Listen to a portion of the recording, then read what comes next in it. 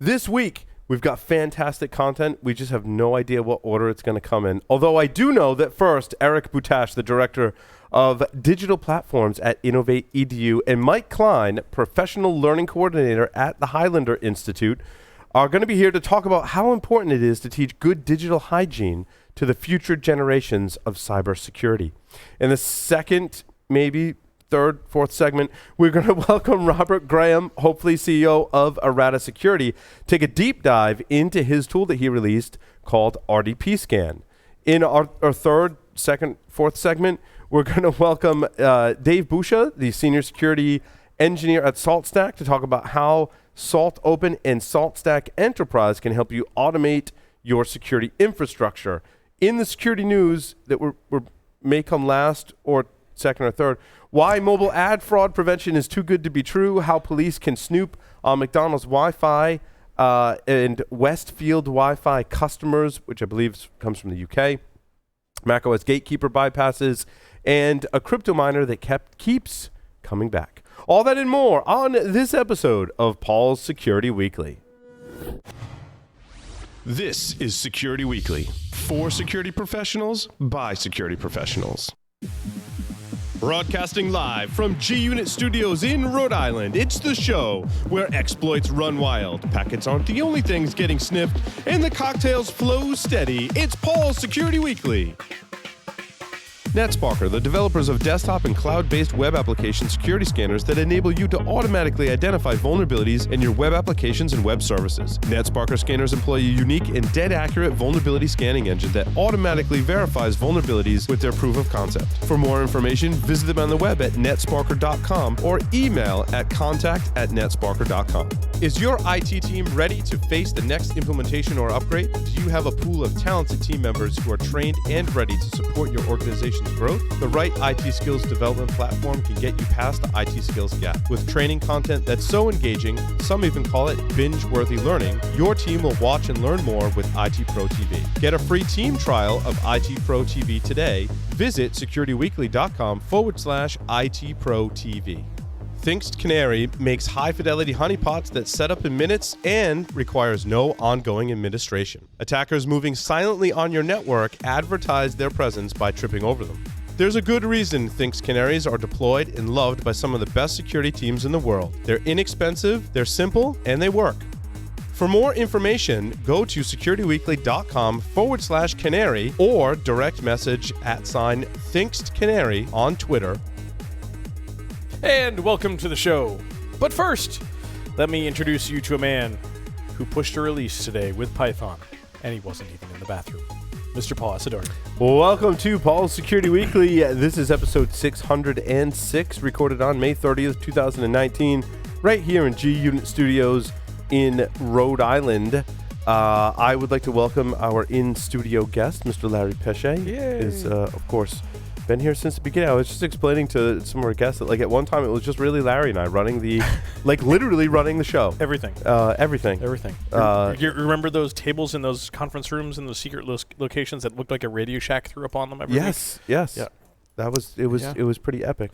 Now we have, like, people who it's like their careers too, which is pretty. Yeah, it's pretty awesome. It's their careers to have a Radio Shack throw up on a table every week. Yes, or several times a week. It throws up in a very big space. Actually, yes. On the lines remotely, Mr. Joff Thayer is here with us. Joff, welcome. Hello.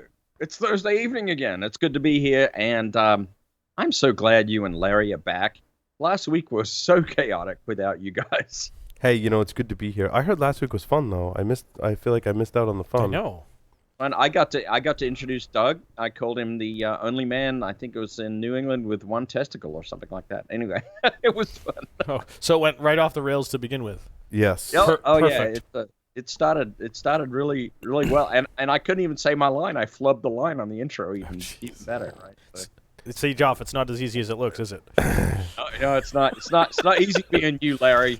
I think Larry says we make this look easy, which is a really dangerous thing to say right before before this show, which is going to hopefully be a 4-segment show. We're going to call this show Epic Train Wreck. There's the title, Johnny. Note that. So make sure you register for our upcoming webcast with SaltStack, Logarithm, and Domain Tools by going to securityweekly.com/webcast. webcasts. SaltStack in particular is a very interesting one. You should attend that webcast. Again, I really like the folks at SaltStack. I worked with Mayhall at Tenable very closely, who is now at SaltStack. Just fantastic configuration management and security products that they have in open source. And we'll hear more about it on the show, and it's definitely something that you want to check out. Eric and Mike intro. Oh, that I wasn't supposed to read that. Eric Boutache, as I said, is the director of digital platforms for Innovate EDU. Eric, welcome. Thank you. And you live here in Rhode Island. I do. Both you and Mike both live here, not together, but live here in your own homes and Not stuff. born and raised. I moved here about 20 years ago from Pennsylvania. Gotcha. So, Gotcha. yeah. And Mike Klein, you are the professional learning coordinator at the Highlander Institute, which doesn't have anything to do with the movie with like the really cool sword and all that stuff, right? There can only be one. There can only be There can only be one. I got you. Yes. It's been a while since I've seen that movie. Well, welcome to the show and welcome to the studio. It's nice to have you both here. We wanted to talk about, well, I think we were talking at the Ocean conference, the Cybersecurity Day, and both of you were like, we help people with technology and cybersecurity in our school system. I'm like, well, that's an issue that's near and dear to our heart. Mm-hmm. And since then, what's interesting is we've had like this string of interviews of people. I don't know if you've caught them. You have to go back and watch some of them with people who are doing the same thing that it's in the same space anyhow that right. You guys are in. And we've had a lot of conversations about how we get the youth of today involved in technology, because obviously there's all these really smart people such as yourselves that are working on this problem. It's a huge gap in schools. And I've told our listeners before, right, I walk into my children's classrooms and I see the computers and I'm like, is that the computer for the class? Like, really? Do you need, like, we can donate, like, let's talk, because this is, right. It needs to be better. I feel like we're way behind on technology and specifically cybersecurity and education. Yeah. So. Agreed. Yeah, I think the issue, Mike and I actually keynoted recently in Maine. Mm-hmm. I think what we do well is we bridge the gap from you security professionals yourself to the end users, our teachers and our students, right? Because knowing what's happening out in the world is that they need some kind of like someone to filter that down to the level they're at. And so for us, for me as a former tech director for a school system, mm-hmm. I think I can get every teacher's password by just lifting up the keyboard and flipping it over, or opening the door and they're, somewhere. What was the password in War Games? Pencil. Right? It was pencil. It was pencil. I was right. It was pencil. Yeah. So I mean, I can't remember my wife's my anniversary. Own password, yeah. No, I can't remember my wife's and my wedding anniversary, but I can remember the slide out was pencil. Yes. And what year was that movie? 1986. Six? Was it 486? Ali Sheedy? Yeah. Yep. 84. Yeah. Ali Sheedy. Anyway. Yeah. So I mean, for us, it's for me, the pain back in the day was: do you have to reset the passwords again? Do I have to change my password again? Do I have to remember something new? So, and that we're just talking about passwords here. Mm-hmm. We're not even talking about when we get to the point where student data and importing and exporting CSV files into systems and platforms. So, yeah. 1983 War Games. 1983. I thought it was 04. But that's good. Now that we've done Hacker Movie Trivia, which is awesome, which is something that we do.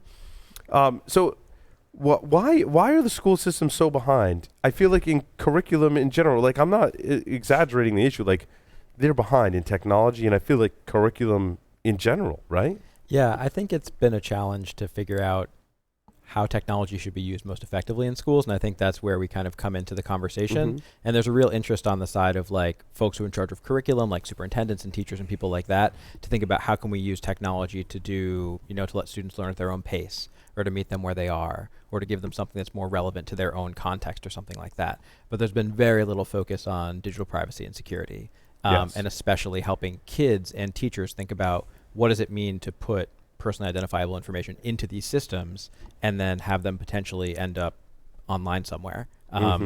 And the work that has been done is focused a lot on students and very little on teachers. And when you're asking teachers that don't have the background to do this, because they came in straight from college into teaching, many of them when computers weren't really a thing in classrooms, it's not something that they're very aware of. And so it's figuring out how do you help teachers understand why this work is important. That's a good explanation, because I think sometimes we come down hard or have the appearance of coming down hard on teachers, and That's not what we want to portray, right? Like Right. teachers are teaching our children. They're doing a fantastic job for the most part and doing the best with the resources that are available to them, and they work really hard. Right. But Mike, what you just said I thought was very interesting is when many of our teachers were in school, even people who've graduated not all that long ago, right?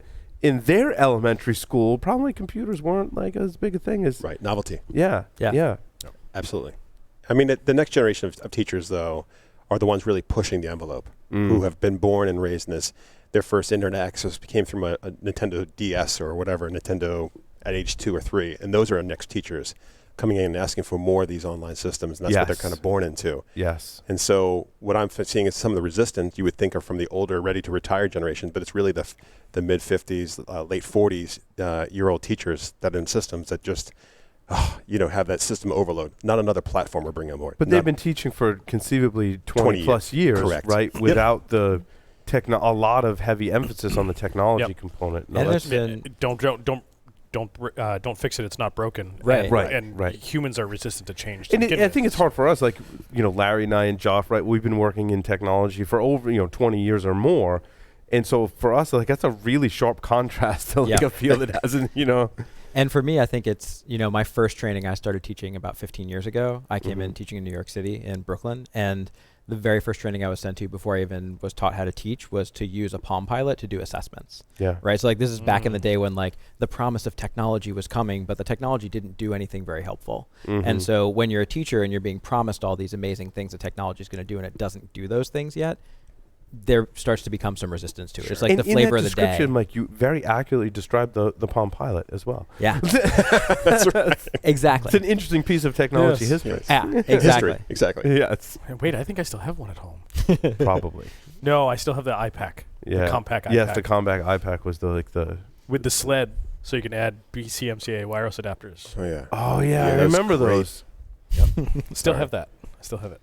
I think a lot of classrooms still have some of that technology That's it. too. I actually saw one for sale on Amazon for about $900 the other day. Mm-hmm. Prime, no less. Connect to the BBS. I'm joking. Right. Go dating myself. No, but It's you okay. also, and I think it was you, Eric, that said something interesting earlier that sometimes the technology is available. Schools have a budget; they go out and they buy a bunch of Chromebooks, Right. which I think is great, by the way. But then, what do they do with them, right? Like, there's a lot of different phases in this Right. getting our educational system updated, right? It's one thing to have technology; it's another thing to have curriculum; it's another thing to have students that want to do it and teachers that are trained to do it. Like, there's a lot going on here, right? And there is a bit. We're a small state, and we have a lot of school districts. I don't know if you know that living here, but there's a bit of like, I say about 10 years ago, it was like, well, so-and-so did one-to-one rollout with this device. Now we need to, so it's like a tit for tat. Like I want one-to-one, you want one-to-one, which means one device for every kid. And it was the introduction of the netbook. You remember netbooks? I do, yes. Another Palm Pilot, but that was just that low-income Atom processor device that hit streets for $3 when the economy It was was in the like tank. the original Chromebook, really. For the most part, right? yeah. Yeah. Windows ran on a very Windows XP Lite or something like that. They were Windows-based, yeah. Yeah. And you can put Linux on them. Yeah, you could put Linux on them. Yeah. Yes. I have 3 of them sitting on my desk at home right now. I made mine a Hackintosh, so Yeah. Nice. Yeah. so I totally converted those things. So I think that was the key is just getting into the devices, and the kids will figure it out. And then online assessments came in. So state assessments came along through online, and so we need to get devices to do assessments every year for all of our kids. Right. Yep.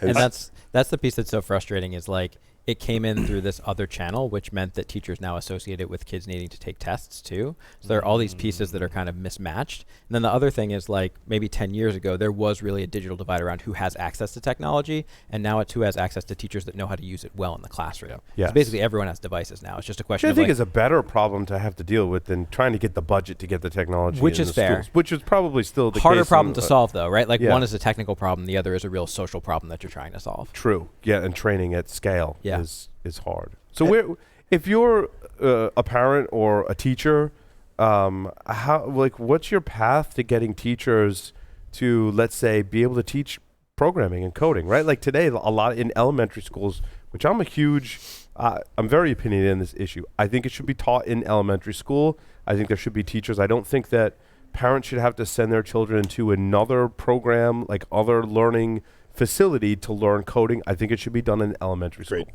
But how do we get the teachers trained up on this, right? Yeah, I mean, I think, so if you think about elementary school teachers teach everything, right? So they teach all the content areas. Mm-hmm. And in mathematics, the earliest ways you can get into this are like early versions of algebraic thinking or those kinds of things get you used to thinking about symbolic systems, right? Mm-hmm. And so I think that it's really easy to get kids to learn the basics of code, like even through something like code.org. If Yep. you're thinking about like, can you make a grid on the floor and have kids like move forward, move to the side, right? Like things that don't even require computers, right? I had some of those maths for my kids. Yeah. That's And a so, great like, way to start. those kinds Sure. of things become like a really easy way to do it. And I think the other ways to think about it are like there's some really cool ways to integrate the kinds of problem solving you'd need to do to code with engineering. So there's something called like novel engineering, which takes like novels that students are reading in class, and when you get to the problem that the character needs to solve, then you go through the design thinking process of like, how do we solve this problem, right? So There's it's less about the skills of coding and more about like what it would take to be a thoughtful kind of critical thinker or problem solver. There's academic research that has proven that telling a story and allowing students to learn coding through telling a story. It's alice.org. I don't know if Alice, you're, yep. you're familiar with, Yep. with Alice, with Randy Pausch's student, right? That developed that. And so I would love to see that more Yeah. in schools. Absolutely. So I think that's like a really easy entry point for working with teachers. And I think there are all these cool things, but again, you end up with this thing where like everyone's buying these like individual point solutions for random things like Yes. a Sphero or this or that. And not that those things are bad and like in and of themselves, but like it's essentially just buying a one purpose tool to like Mhm. have someone learn the basics of like some random piece of code. Right. Exactly. And then block-based coding obviously is like a really good way to And start. I'll couple. I know in Rhode Island there's a initiative called CS for Rhode Island, which is computer science for Rhode Island, which it introduces at a very young age, straight up through 12th grade, that there's at least an element that's geared toward computer science and coding. So Mhm. it's an initiative that started 2 years ago in the state and has been kind of rolling out across the state too. So Yep. And then I feel like it gets a little better in high school. Yep. Mhm. I feel like there's a lot more programs for Yep. folks that want to do technology. And there's the Cyber Patriot program. Right. And then as you move into the collegiate level, there's the CCDC. Mid-Atlantic. So all the different right? regions, right, have the CCDC. I feel like it's better. So Yep. if you're listening, you've heard us talk about these things kind of individually, but I think in an Right. educational path, right, there's code.org. There's Philip Niedermeyer came on the show a couple of weeks ago and was talking about working with Discovery Education to Right. really, I don't know if you're Mhm. familiar with his Mhm. with his work, right? And then as you move through in school, high schools have a lot of really great programs I'm learning. And what I didn't realize was, and this probably isn't specific to Rhode Island, right? But if you are in one school district, if the high school has vocational programs, is that the right word? Right. You can go to another high school to take advantage of those programs. If you right? can get a seat. if Yep. if you okay, So there's that's some real equity issues around that for Yep. sure, but I think that there is some kind of element of choice. right. Mhm. But the sending and receiving district both need to be okay, I think, with that process. Right. And there are only so many seats. So like I can speak about like I do coaching and work in both Providence and Barrington, two very different worlds in terms Mhm. of education systems Sure. and resources and student Ta- supports and taxes and taxes and yep, all those kinds of yep. things. And spend per student. Yeah, Mhm. exactly. And so in Barrington, which is an amazing school district, and as Providence is in some elements too, they have all these seats at the high school, and most of them are taken by students in Barrington. There are a couple left over for people that want to come in from other places. Sure. But essentially, like, how many seats do you have in a classroom, and how many are going to be filled Mhm. by students from that district? And I think that's the biggest challenge is really like, how do we make sure that it's not just, to maybe be a little bit too blunt about it, like wealthier, whiter students that have access to these Yeah. programs. I and want to see everybody. everyone have the opportunity, right? Right. Regardless of background, everyone should have the opportunity to learn. Right. In this case, technology. I mean, there's other programs in Mhm. schools, right, that aren't necessarily technology related, which are important as Yep. well. I think there's a big skills gap in a lot of the trades, Mm-hmm. electrician, plumber, Sure. HVAC, and those are very important roles. And I think roles are going to be Yep. increasingly more technical as time goes on, which we absolutely need. Yep. And I think, not to pivot too much, but like from the conversation about coding itself to then thinking about privacy and security, like even if you're not going to become a developer, you still need to know good digital Right. hygiene because everyone has accounts. Everyone's going to have Right. to learn that. Space. You're right, Mike. And Yeah. so helping them think about those pieces at the Mhm. kind of the at scale piece that you were describing before, like not just the computer science teachers need to know that, every teacher needs to understand that. Well, in terms of the privacy piece, we talked a little about passwords. I really think the password is finally on the way out. I think there are some really truly innovative and solutions that could actually solve the problem. Yep. Feasible solutions. for getting rid of the password today. Yeah, I think that's true. I think one challenge with technology is the adoption is about 20 years later than every other industry. And so it's probably not going to come to education for a while, but absolutely, I think there's some really interesting ways to approach that. Yeah. It takes one parent just to come to a school board meeting and just squash the entire initiative of using other ways of authenticating. Right. Yep. I mean, even I can tell of some communities here when wireless was being rolled out in the state of Rhode Island across every classroom, we had a few communities that had a halt on the program because of all the RF through their child and sitting below the access point, put the project on hold. Is there valid research that is a health? I can't. I don't know. I'm not an expert in that, but in the same sense, I have no idea. Yeah. But That's interesting. I'm aware of that, Paul. I've actually dealt that in the university. We had the same. So you might have too, Paul, for that matter. We had the same issue about the time Wi-Fi was really getting strong and introduced in the universities. We had a number of faculty raise that concern, and there was some studies done. I can't quote specifics, but it was largely debunked from my memory. But this is, we are talking, over 10 years ago now, 10, 12 years ago. But Yep. Now, if you think about it logically, and I haven't seen any of the studies, I mean, you're taking like a device like this that has Wi-Fi in it and operating BGN 2.4 gigahertz, and you're putting it right next to your head to talk to it on the phone. It also has Bluetooth at the 2.4 same frequency ranges. 2.4 gigahertz frequency ranges is also the same frequency ranges that your microwave oven uses to bounce into your food to excite the water molecules to bounce together to create friction. So you're effectively using a little low-powered microwave oven right next to your head. Yeah. I know, and when you touch the dish when it comes out of the microwave, it mega hurts. And I think the concern now is one of my dad jokes for the evening. Yeah. Well played. I think one of the bigger concerns now, even more than that, is really about screen time and about the extent to which students are becoming kind of pulled into and addicted to different technologies, and to what extent should schools reinforce or pull in some of those same techniques, which used to be called gamification a few years ago, but is essentially like how much technology is too much technology, or when does it make sense? Yeah, I mean, there's great ways to limit, and not just, I don't want to say limit, it's the wrong word. The technology today that I think helps improve the student's life really is more around kind of more gamification, right? Like, oh, you've been on your tablet for an hour straight watching videos. Okay, your time's up. Now you have to go in this other app and you've got to read, for 20 minutes if you want to earn back any time. Right. Or it turns off and you got to go do your chores and come back. There's a lot of great technology and software around that today. But if you're a parent who's in a school where students are on devices every single period as a required part of their curriculum, you get put in a strange place about like, how much do I believe this is actually the right thing for my kid? I don't have control over that anymore.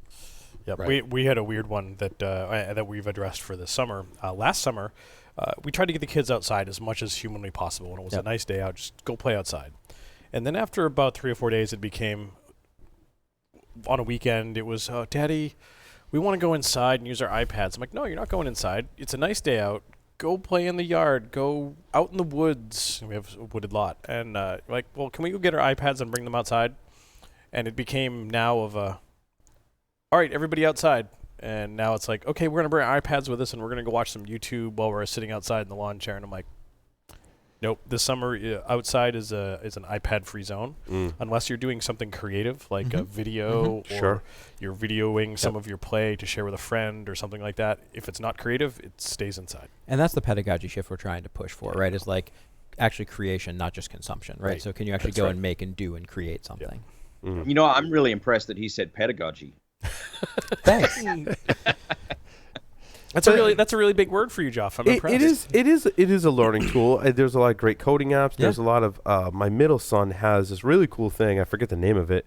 You put the iPad in it. It's got like a mirror over the camera. Osmo, right? And you can draw and stuff. And I've like done it with him. I'm like, dude, this is like I'm having fun doing this. Like this is really cool. Yeah, there's some incredible stuff out there. I mean, I was visiting a school last week where the students were creating these geometric shapes and trying to match them and do this pattern and problem solving work, and the computer could give them immediate feedback. I mean, like that's ultimately what we want, is like a computer that can amplify the number of teachers in the room, right?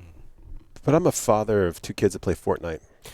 Yes. And I have to tell you, when I sit back and watch them from a year ago to today, and their reasoning and the way they kind of think through the game and coordinate and work with teams, Oh yeah. I am blown away. It's still, I mean, we restrict it to an hour, so they have an hour. You do have to. I And they're- agree, and they're Eric. like, You have to limit. But my friends are on there. I don't care what your friends are doing. No, yeah. You have 1 hour, and then let's go out and play whatever, lacrosse Yeah. or whatever. Do Yeah, well, that's the one that my parents used to say to me. If your friends told you to go off and jump a bridge, go jump off a bridge, right? My kids are probably listening right now. Said I do the same thing. Yeah. Your friends Right. jump on the bridge, you go. Yeah. But even still, even in some of those games there where they can customize, where they're not scaling up, they're buying something to personalize themselves in that environment, but then really reasoning and how they react to different environments. That game. It's why I don't like to use, and I think my wife and I used to differ on this. I think we're more on the same page. I don't like to use taking away technology as punishment for the kids. For just the reason, one reason is what Eric is saying, right? Like some games are important for reason. If you ever played the Lego games, my younger kids, Yeah. they love the Lego games, and like my brain's kind of going a mile a minute, like problem solving Right. in the game. I'm like, this is really, really good and healthy in a certain respect, right? I think you do have to limit because it can become unhealthy. Right. Agreed. That's a fine line you got to run, Yeah. especially with kids. Oh man, Paul, I can't wait till your kid's like 17, and I want to revisit that discussion if I'm still alive. Yeah, yeah. because let me tell you, that becomes the ultimate parent weapon when they get older. No, I agree. And like right now, I think they don't play enough video games. Like they're kind of getting into trouble like around the house and running around and like torturing his brother. I'm like, will you just sit and play video games for like a half an hour or even an hour? Yeah. And like he won't, right? Like my oldest one, like he's like in the backyard raking and stuff. So it's the opposite with my oldest son right now. Job is, I wish he would spend more time playing video games because a lot of times he's just outside getting into trouble or torturing his brothers. Does he want to come to my house and rake some stuff? Because I'll totally pay him. Well, he does because a lot of times he's like bored raking our yard, so he's like sneaks into like the back parts of like the neighbor's yard and he's raking back there. I'm like, dude, no, rake our yard. That's Neighbors- entrepreneurship, man. That is. right? Yeah, because then he's gonna send them a bill. Yeah, exactly. No, for sure. So, resources for parents here, locally or nationally or even globally, right? On the topics that we talked about, what are some good resources? I can say from so my background too is there's a resource called Common Sense Media. If you're familiar with them, they do a lot of ratings on the games out there and the videos. But they also have a whole area for parents around screen time and time to have the talk. But it's really Common Sense Media. I've heard of that before. Yeah, Common Sense Media. They're a Okay. free resource. They're a nonprofit out in D.C. Mm-hmm. I equate them to kind of the Mr. Yuck stickers from way back yonder. in the Sure. 80s, Yeah. Under your brain on drugs with the pan. It helps parents identify like good apps versus bad apps. Yeah, for sure. Yeah. And there's a ton of resources on there for parents to really like lock down. And they have some really good like little PSAs with Will Ferrell, which are great. Yeah, like nice. where sometimes the problem, like the inherent things were happening is like maybe I'm texting at the dinner table and they're watching me text at the dinner table, and that's being broadcasted to my kids who don't have phones yet, but someday will have it and start thinking that's the right way. Right. They get to that whole reasoning that you're part of the problem too, or part of the solution as well as a parent. Yep.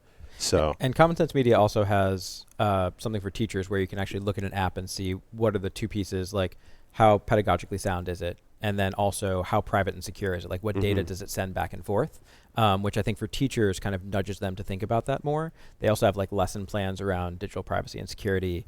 And I think Nice. Electronic That's Frontier good. Foundation has amazing stuff too in their security toolkit, I think it's called, where they have the lessons on like diceware, like how do you make a strong password, or like those kinds of things that make it a little bit more enjoyable and gamify those things for teachers, so they can kind of get I into didn't know that the EFF process had too. that. Yeah. Yeah, it's a really, really strong program. And they actually, ERDI has their own, or EDRI has their own like 15-page comic book that explains like privacy and security stuff and like with action figures and stuff like Right. that. Yeah, because it's sometimes difficult to get your children who are like under the age of 10, right, to choose a good password. I mean, that's really like when I thought about how flawed the password was is when I had to start explaining it to my kids, the difference between a good and a bad. I'm like, wow, this is really really flawed. I mean, you have lots of school districts where like students' usernames are their student ID, which is like Yes. very problematic. And they foster and that the bad password, thing. Yes, and the I password is agree. like default password. Yep. In the brain. And so it just ends up being something where like we're building that in, and the kids are just used to that being okay. And then Google has some really good stuff too. It's great on the security side, as is Google, and terrible on the privacy side. So it's very good at explaining the difference between those two things, but it'll never talk to you about like how they track ads and stuff like that. Right. Awesome. Well, Mike and Eric, thank you for coming down to the studio. Yeah, It's thank nice seeing you folks. Well, come back anytime. I mean, these are issues we talk about For sure. all the time, so feel free to visit, and hope to see you in a future episode. Awesome. Great, thank you. Thank you guys. Awesome. With that, we'll take a short break, and there will be another segment. I don't know which one, but there's going to be an awesome segment next, so stay tuned.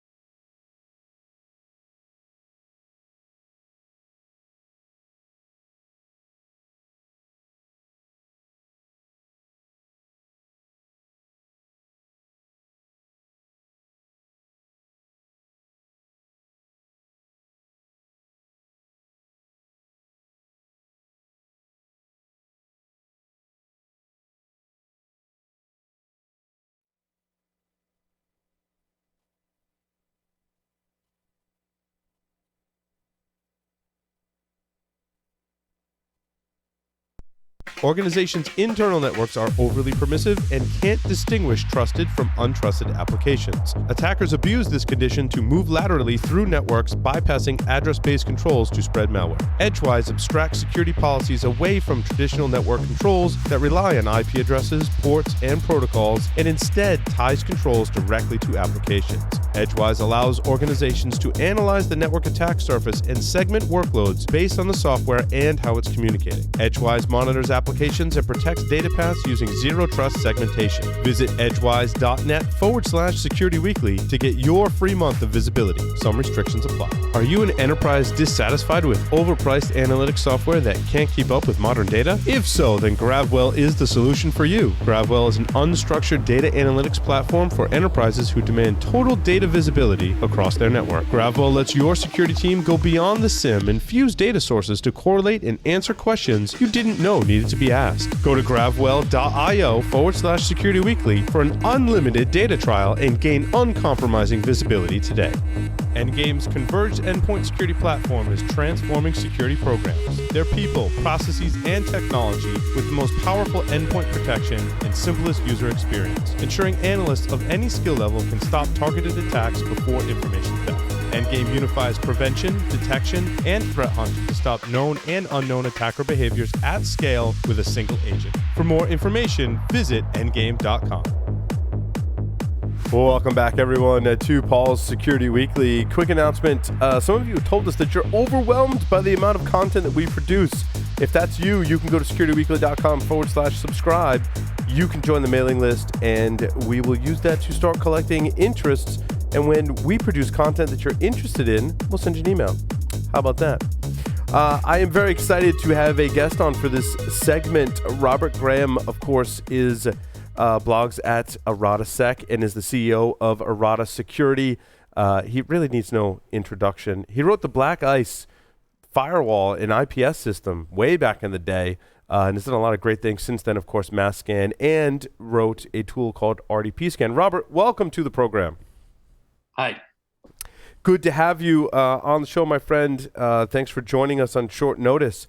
I wanted to talk a little bit about this vulnerability, and in case you haven't heard, there is a remotely exploitable vulnerability in the remote desktop services on Windows systems. And make sure I get this right. Everything Windows 7 and previous Windows versions are vulnerable. Is that correct? Correct. And so what I also found was that by default, if the Windows firewall is enabled and the remote desktop services is enabled, it by default pokes a hole for you to make a connection. At least in my testing today, that's the way it worked, unless you clicked that other button that was like block everything, even if there's a service running. That's what's happened on my test machines as well. I haven't actually had to dink with the firewall at all. Right. Also, I think some other things to notice about this too is, well, I think it's interesting. Like, I think a lot of people are going to scan their networks for port 3389 and look for a remote desktop protocol. However, it's like as easy as checking a box. Like a user could just go in and check a box and RDP is listening. So I think it's equally as important to identify Windows 7 and previous devices that are on your network as it is to identify remote desktop services that are running on them as well. And now there are some, unless someone else can weigh in on this, what I read, and it's a very unsubstantiated claim, that this vulnerability has existed for a year and has been traded on the dark web for about a year. And again, I don't have any hard evidence to back that up. That was just something that I read. I think it's fun to kind of think of it that way, certainly, but there's nothing really I have to back that up. There are several security researchers that have posted from well-known companies such as McAfee saying, yes, we developed a proof of concept exploit. Robert, you and I were just chatting right before this segment. Like, it's totally feasible that security researchers and attackers have developed an exploit for this, right? Yeah, it's an easily exploitable bug. At least that's the guidance Microsoft gives us, that anyone, it's not easy, I should say, but it's straightforward. So if you have any skill at all in this area, it's just you follow the steps through, you find the correct things to inject, and then you inject them, and then maybe you have to do something different for every different platform. But other than that, it's straightforward and easy. Sure. And now, Robert, you developed a tool called RDP Scan. What was the motivation behind it? Like, why this one? Was it just kind of like an offshoot of MassScan, sort of? Well, I wanted to add it just directly to MassScan, which can establish a TCP connection and check the vulnerability directly. But it's a complicated protocol, and I don't have the time to actually robustly debug a whole RDP implementation. So somebody else published a quick checker that you give it an IP address, and it'll check that one IP address. But unfortunately, that requires you to download this just for Linux, and I want to be able to run it on Windows and Mac OS to scan for it. So I downloaded the code and tweaked it. I got rid of the dependencies on Linux, so it compiles on Windows just fine. And then I got rid of a lot of the other cruft that wasn't necessary, and then I made it so it can scan a whole range.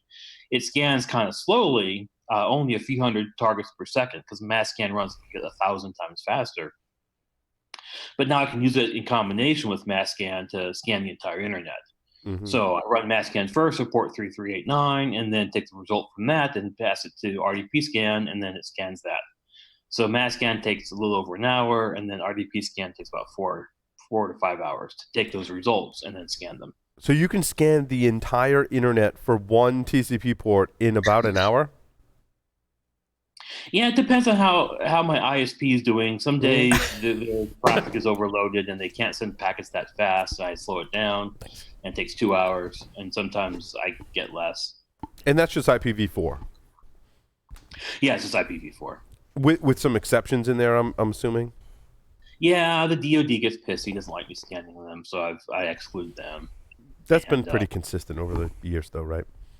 Yeah, and so other people, they send me messages saying, please exclude me from your scan, so I exclude them. Right. So even with some exclusions, you've scanned, and so when you scan for RDP services on the internet, this is the actual service, right? You're identifying that it is an RDP service, and then you're identifying that it's actually vulnerable, right? In MassScan, I'll just look for the open port. Yeah. Just port 3389. And then I just rely upon RDP scan to then identify what's on that port. So it could be an HTTP server sometimes it's an SSH server, but that's for RDP scan to figure out. There's about 7 million hits for port 3389, and about half of them actually will talk RDP to you. Mm-hmm. And then of those, the news story that was like in every news outlet this week was that you found 1 million hosts that were vulnerable, correct? Right. So confirmed vulnerable, which means the scripts, RDP scan say, yes, I've tested it and I've confirmed that I get back the response that says it's vulnerable. And now I mentioned that because about 200,000 or 2 million responses come back as unknown, which means I connected via RDP, but for some reason the connection stopped before I could even start testing for it, whether it's vulnerable or not. Gotcha. So that could be some kind of IPS or something else getting in the way, right? Yeah, it could be IPS. That's actually a very probable thing. You know, IPS is, whoever invented those is an idiot. We hates them, my precious. Right. I created the first one back with black ice, but yeah, that's really funny, Robert. So, let's see, where was I going from here? So there's 1 million vulnerable. What do you think is gonna happen? You think this exploit's gonna get out? And obviously, there's way more than 1 million that are existing on the inside of people's networks.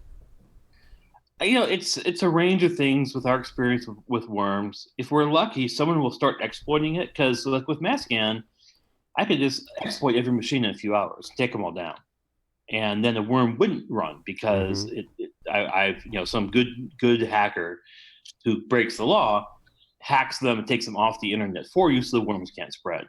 So something like that may happen.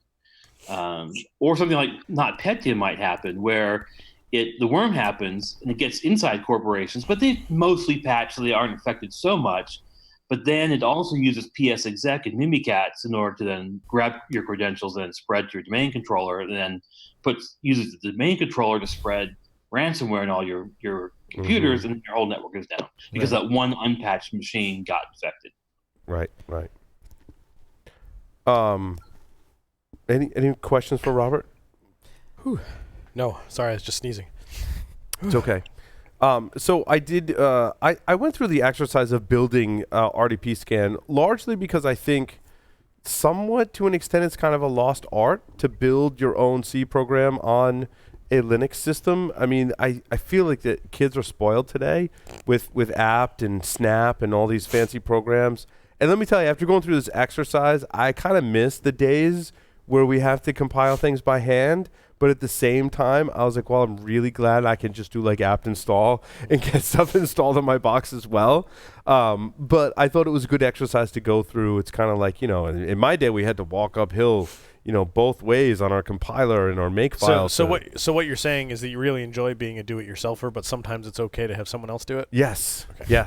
Yes. That is exactly it. And Paul, you're no fun at all. I mean, come on. But Jaffa, what's your experience with? I mean, you instruct for SANS, right? And do a lot of the newer folks coming in, like when you say, well, you have to compile things by hand, are they like, what? What do you mean? No, you're right. People are totally spoiled. I mean, actually, I spent some time recently compiling some very low-level stuff. I was working with some stuff with Paul Vixie. Shout out to Paul, great guy. He's old school about it. And you go back through AutoGen and configure and then make install and all that. And people are spoiled. Oh my God, package managers is just like, apt get, blah, blah, blah. But you know what? There is a thing that you're losing there, and that is you get the defaults that some Linux distro decided for you. Right. Is that what you really want? I mean, well, it is kind of funny. I actually changed the defaults in this, technical segment. I followed Robert's instructions and installed libssl dev, and then went to compile it, and I got that deprecation error because TLS v1 is deprecated, right? So what was the cause of that first error when I got, which basically said the TLS v1.0 function is deprecated? Yeah, any new software, you shouldn't be using it. So if you're connecting to a web server, you should be using TLS 1.1 or 1.2 as your minimum level. But this service, RDP, if you're connecting to a WinXP box in order to scan it to see if it's vulnerable, you want to use TLS 1.0. So it's warning you that this is outdated and old and like 15 years old, you shouldn't use it, but you have to use it anyway for scanning for this. Right. I call that sporting fun is what I call that. I mean, it's just like, if you're not getting warnings from old deprecated libraries, like if you're actually disabling features and making things more insecure, that's like sport. So I decided to go through the exercise of like debugging this problem and getting it to compile. I mean, really for the purposes of demonstration, right? Because again, I feel like when newer people install software, it's apt-get install, whatever it is. So I looked at the libssl dev that was installed. It was 1.1. I was like, I'm pretty sure there's a 1.0 train of this particular library. I did a dpackage capital L, which shows you, now this is going to be like groundbreaking for a lot of people that haven't looked into the package manager. Capital L shows you where all the files are installed from this particular package. And so mine was installed in user include, right, which is where it was pulling from the include files by default. So I said, that's crazy. That's crazy talk, Paul. Crazy talk, right? Like when do most people look at what files are actually installed from the package, right? You know what I love about what you just said? I mean, okay, I'm going to stop you because I know you hate me for this, but you said user include. Like, as an old Unix guy, anything with USR in it, you just say user. I do this too. It's just like... It is. You do. Yeah, it's user, you do. Right? Slight tangent. I was in a Unix class once, and the instructor, instead of saying Etsy password, said Etsy password. Like, whoa. Like, it literally pronounce. Yeah, it was really strange. And every time he said, we all just kind of looked at each other like that. We couldn't pay attention to it after that. It was just so distracting. I know. There's like a ripple in the universe when somebody says that. Same thing. Yeah, but Jaffa's right. It's /USR /include, right? So I grabbed the OpenSSL 1.0 source from the website, and then I configured it. Right? You actually run /configure with some options, like Josh was saying. Was saying before. When you install it via apt, you get whatever the package maintainer wanted you to install. When you configure by hand, config prefix /opt local OpenSSL. I'm telling it basically install this old library into a different directory that's not going to interfere with the rest of my system. I don't even want to begin to think about what would break if I installed an older OpenSSL library on top of a newer OpenSSL library on an Ubuntu system. Like, even double, triple checking it, I kind of ran the command having that moment, like the Star Wars moment, where I have a bad feeling about this. You ever notice that? They say that a lot in Star Wars. But everything was fine. So I did make install as, sudo make install as root. And then I went to go compile RDP scan again, and I got another error. Basically, the linker is saying, I can't find the libraries. So I did the dash capital L, said my libraries are an opt local lib, and I ran the command again. And then I got that error. The linker again complained that I had an undefined reference to DL open. And Robert, what was the reason for this? It was OpenSSL. However, what version you have or your options when you hit configure for OpenSSL decided it wanted DL open because RDP scan doesn't use it and OpenSSL doesn't normally use it. Mm-hmm. So if you had not done all this, it probably would have been fine. But since you've got this special version, you've probably, I don't know, introduced that somehow. Sure. And what is DL open? It says it's a runtime thing that says please load this library, this dynamic library, after the program started running. I gotcha. Okay. So like Masscan uses it to load some optional libraries that you wouldn't normally have on the system, for example. But like pfring. So you don't have to actually have pfring installed from Masscan and it'll run just fine. But if you do have it, it'll load the library. So then my final command is in the show notes. -ldl loaded that library for me, compiled Masscan, and I was off to the races. Now, Robert, I wanted you to talk about the different states, and you explained it in the documentation on the GitHub page. But basically, when you run RDP scan, it's going to give you the state of RDP, right? Obviously, connection refused. I got a reset packet is a state, but there's a lot of other states in there. What are some of the different states? Right. So the problem I have is I get back these responses and I don't know exactly what happened and why. Like, did your network connection go down, or did IPS block it, or did just there's too much congestion? They all have the same aspect of in the middle of the connection, suddenly the machine goes away and doesn't respond. So I don't know what that means. So you have a timeout. I'm sorry, Rob. You have a timeout value in there, obviously, to say, like, if I don't get a response back in a certain time, like, give up. 20 seconds, yeah. 20 seconds, okay. And so I don't know. So I don't know exactly why each of these failures causes a failure. Here's the symptoms I have. So one symptom is there's a timeout on connect. Well, that means you're scanning a machine that doesn't exist. There's like an IP address out there that never responds. So I filter those out by default. So you need to put -v if you actually want to see those. Because if you're scanning large ranges, you'll just get a ton of them. The next one is connection refused with the reset packet. I send a SYN packet, I got back a reset packet. That means it's not listing on port 3389. That means it was when I ran Masscan, but now it's not when I run RDP scan. Mm-hmm. Another one is it timed out after RDP started. So I got back an RDP response, but then it stopped responding to me. I never got anything after that point. There's similar things like when SSL connects, then I get back no response. So then the SSL times out. And that's likely non-IPS because IPS often can't see into SSL. So there's a lot of unknown conditions of I'm trying to connect, but I can't get back any responses that to get to the point where I can say it's confirmed safe or confirmed unsafe. So that's what most of those unknown messages are. And there's like 10 different ones that you can get back, and they all mean something slightly different. Gotcha. Mike, sorry, you had a question. Yeah, so I'm going to ask totally ignorant questions because I don't have the technical background. But if I were, let's say, the technology director for a state department of education or for a school district, hypothetically speaking, and I wanted to understand if there were any of these ports that were exposed for the RDP vulnerability, could I take your code, run that against our IP range, and just get a sense for that? And then that would be an opportunity to run that. So if I were the state agency, I could say, hey, this district over here, you have these vulnerabilities that are going to be a problem for you. Take the range of IP addresses, stick them into RDP scan, and just say scan that range to get back a result. So those are all the unknowns I was discussing. The ones you want are the known ones, where it either says it's vulnerable, and I've confirmed it's vulnerable, or it's not vulnerable, and I've confirmed it's not vulnerable. So it says either it's vulnerable and it got back the response, or I didn't get the response that I was expecting, so I know that it's not vulnerable.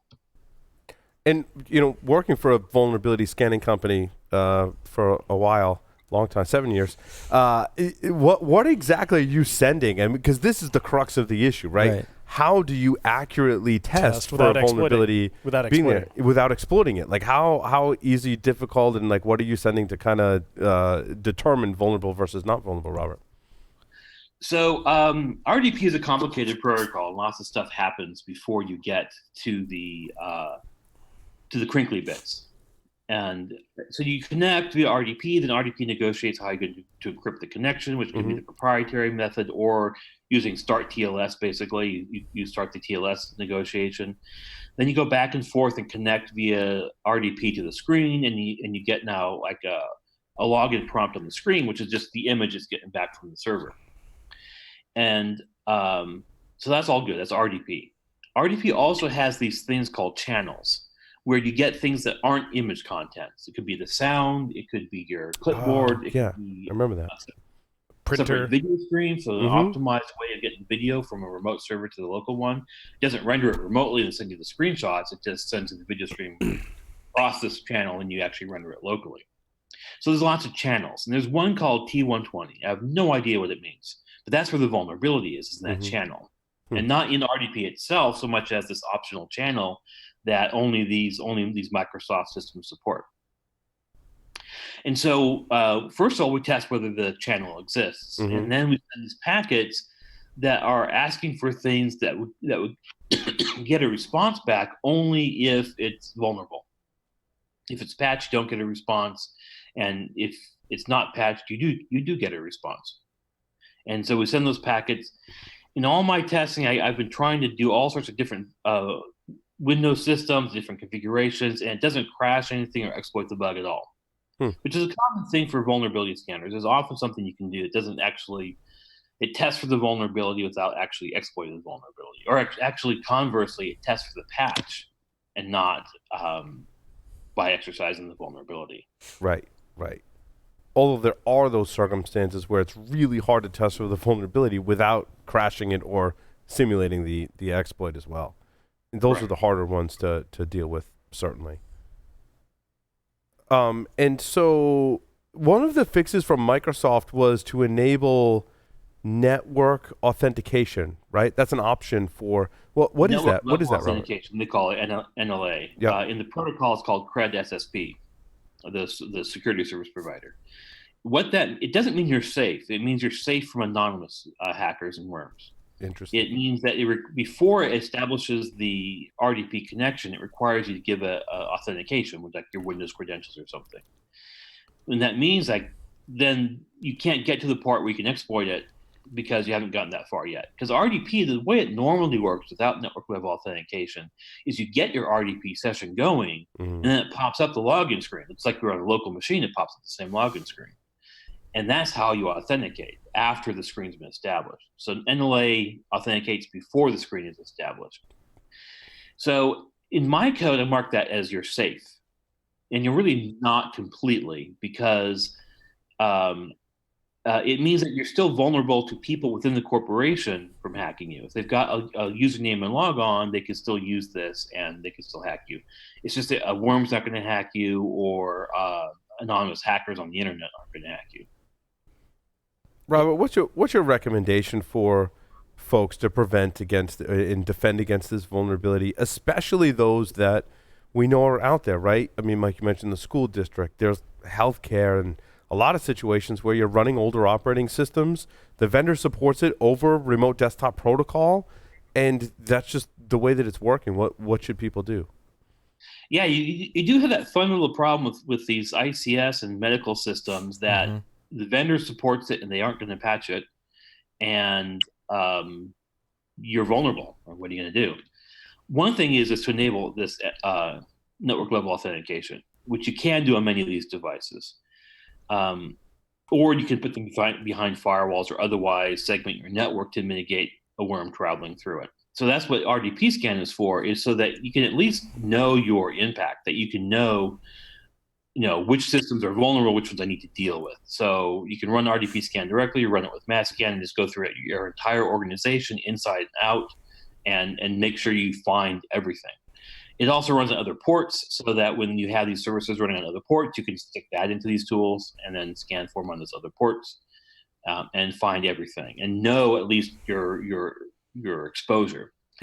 The other part, and the more important part of this, is that after NotPetya, we've seen how ransomware exploits the vulnerability to get into your organization.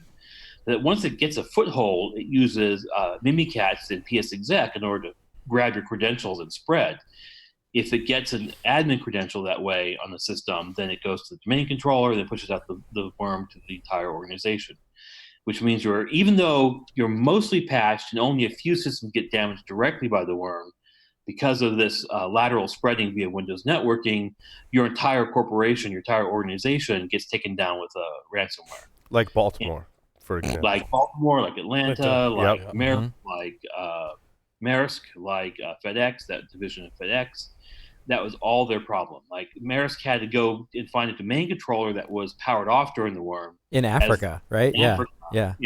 Fly someone to Africa, pick up the hardware, and fly it back in their luggage, because that was the only system that was not impacted by this lateral movement via PsExec. Now, a lot of people have these hot backup sites, like, oh, we have an offsite backup. Yeah, they're in the same network with the same network permissions, and they get hit by the ransomware just like with everything else. And so that for me, that's the thing that you should worry about most. Is like, don't worry about a few systems getting hacked and trying to make sure every system is patched. You probably get most. You're going to get patched, and it'll be fine.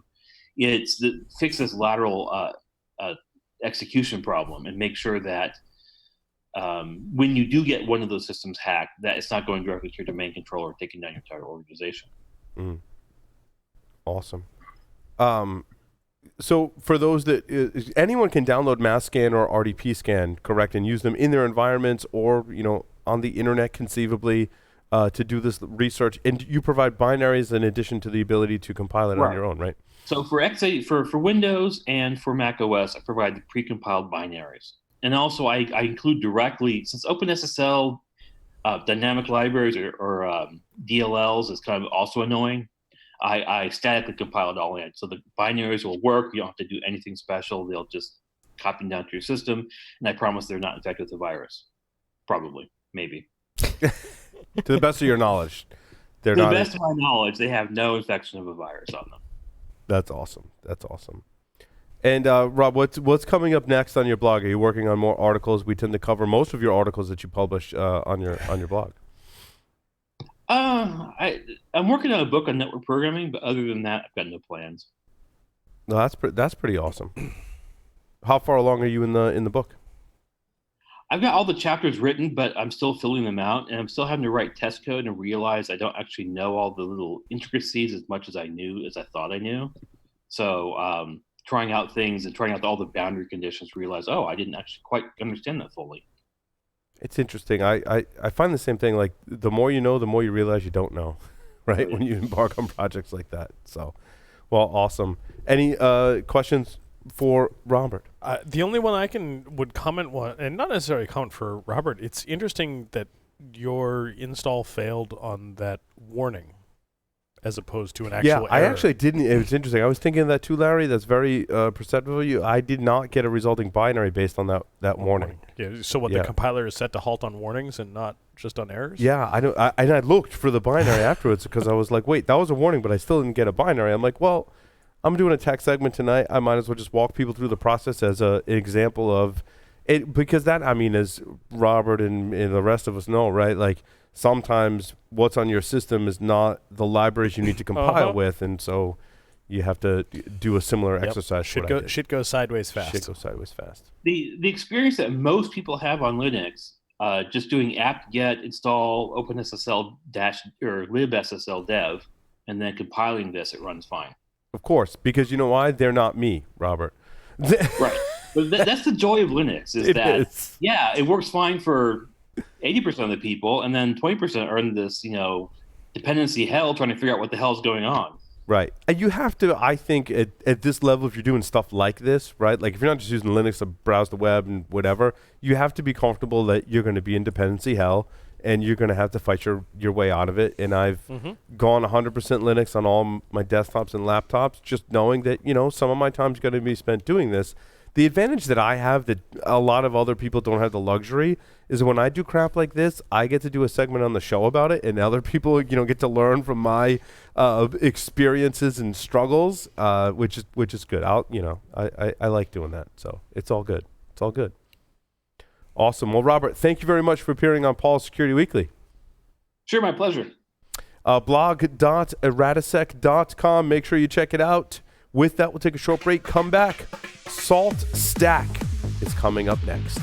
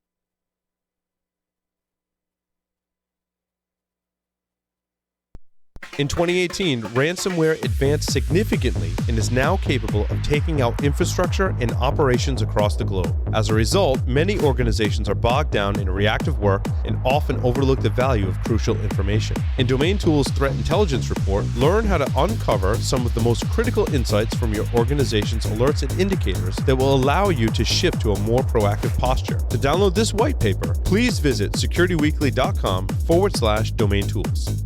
Let the team at Black Hills Information Security test your defenses. With over 10 years of experience in penetration testing, red teaming, and threat hunting, the testers at Black Hills will help you find the holes in your security before the bad guys do. The team at Black Hills cares about educating and sharing their knowledge by creating countless blogs, open source tools, and webcasts for you to learn more about the tradecraft of pen testing and red teaming. Visit securityweekly.com/BHIS to join their mailing list and view the latest blogs and webcasts from Black Hills Information Security. Recorded Future. They help security teams make more confident decisions faster. Recorded Future's technology automates broad collection and analysis of cyber threat data and delivers the rich external context you need to understand alerts and emerging threats. With real-time threat intelligence from Recorded Future, security teams respond to threats 63% faster and find undetected threats 10 times quicker. To get started, go to recordedfuture.com/securityweekly and sign up for the Recorded Future Cyber Daily. Every day, you'll receive an email with the top results for trending technical indicators, cyber news, exploited vulnerabilities, suspicious IP addresses, and more. Subscribe today and stay ahead of cyber attacks. Well, welcome back, everyone, to Paul's Security Weekly. Interesting note, our sponsor, Recorded Future. If you saw the news, I believe today is when I first saw it, so it must have happened either yesterday or today. Insight Partners has acquired Recorded Future for $780 million, so congrats to Recorded Future for a really fantastic... Insight Partners, why does that name sound familiar? They've purchased a couple other...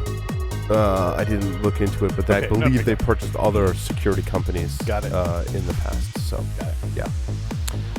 If you're going to Las Vegas for Black Hat and or DEF CON, we'll be there too. If you're interested in doing an interview with us, if you work in the security industry or work for a security vendor, rather, and you want to do an interview with us, tell the world about what you do and why you do it better than everyone else, you can do that and participate in our live broadcast that we'll be doing from Black Hat. We've rented or got a suite in the Mandalay Bay. We're going to be doing recordings there as well as live shows for the first time in some time.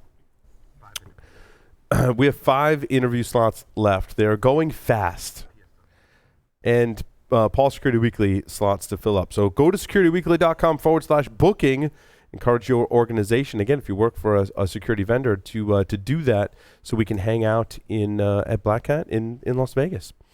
Dave Boucher is a senior engineer at SaltStack. Dave is one of the 3 original engineers at SaltStack, hired by its founding members and has been involved in many aspects of the growth of the company. Dave, welcome to the show. Thank you. It's great to be on, Paul. It's nice to have you. I would like you to start, Dave, actually by talking about what SaltStack does, and then kind of talking about your open source component and your commercial component, kind of putting some separation behind those and like what problems each one solves. Great. I'd love to do that.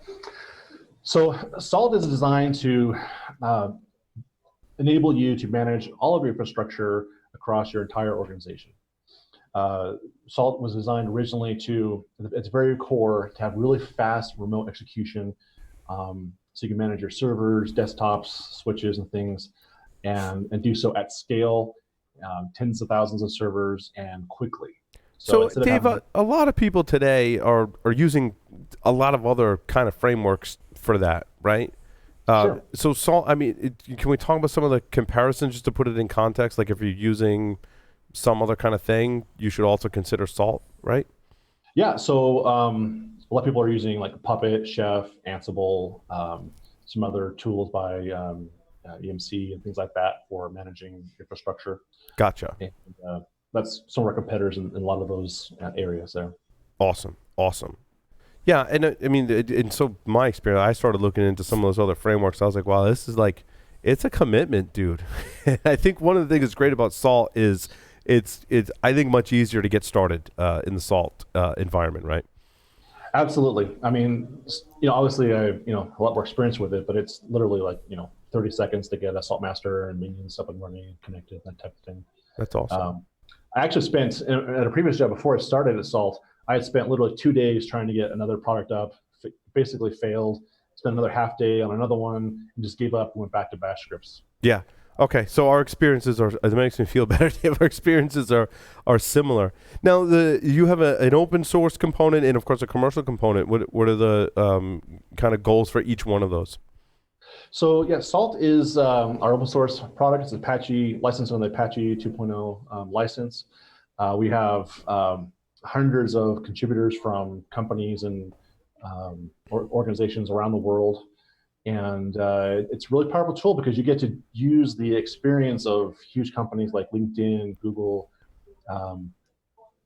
Wikipedia, big banks and things to, they're using this to manage their infrastructure right now. You can reuse that experience and expertise locally.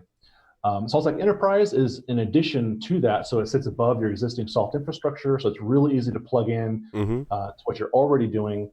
And it enables things like role-based access controls, allows you to scale out horizontally, it gives you a bigger picture and better kind of single pane view of your entire infrastructure across your whole organization. And what I love about that, Dave, what you just said, is oftentimes what I recommend to our listeners, and it's not always an easy transition, right? But they'll come to me with a problem, and I said, well, you can solve this problem with open source, and you're going to run into maybe some things that you're going to need an enterprise product, right, to move to, as you said, like role-based access control, right? But to prove it to your management, you have this problem, you're going to take an open source tool, you don't take any money out of the budget, right? You can go implement this open source tool, then you can present to your management, you're like, look, this is what we did. Now, if you like that, we can now continue down the path. And what Dave just said was you can get the enterprise and put it right on top of it, and you're just kind of off to the races, which isn't always the case, and which is great. Yeah. So one thing that's really nice about adding Salt to your infrastructure is, so when you're adding SaltStack in, just our open source product to your existing systems, you don't have to have a big cutover and rip everything else out. Salt has plugins and modules to interact with Puppet, Chef, Ansible, all kinds of tools like that. And so your existing things can continue to work, and Salt just adds additional functionality. And it's the same thing with SaltStack Enterprise. It's literally, a 2-minute install, and you're up and running with all the enterprise addition to Salt, the open source product. Now, Dave, I'm a Linux guy, right? I maintain a lot of Linux boxes, and I've got some very fundamental requirements. I want all my Linux boxes, I want them to update packages on a regular basis. I want to remove users that shouldn't be there anymore, right? I maybe want to audit some of my SSH files and remove things from authorized keys, like basic cleanup. That's what I'd use Salt, the open source version, to start with, right? Absolutely. Yeah, in fact, I helped set up, still partially run some of our internal infrastructure, like repo.saltstack.com, where we host all of our packages and things, and are also our enterprise download site. And we have that exact thing. So I have a list of approved users. We have a repo with their public keys. And as employees leave, I remove them from that list, and then I apply that state to those systems, and they completely goes through and removes all users who aren't on my whitelist, and also sets up their user accounts and keys for people that I add to that. And so it's really easy. I don't have to worry about going through, having some server that I've missed, and I know what the configuration is at all times. I think there's a lot of people today, right, that have that list of servers that you SSH to and do the same repetitive task. And maybe you try to script it with Bash, right? But you run into limitations in doing that. So you obviously go to reach out for a framework. So it's nice to know that's the use case. I like it. Absolutely. Yeah. Awesome. Yeah. In fact, that works for network devices and things as well. So, a lot of people go out and they'll have a configuration, and then they've tested it.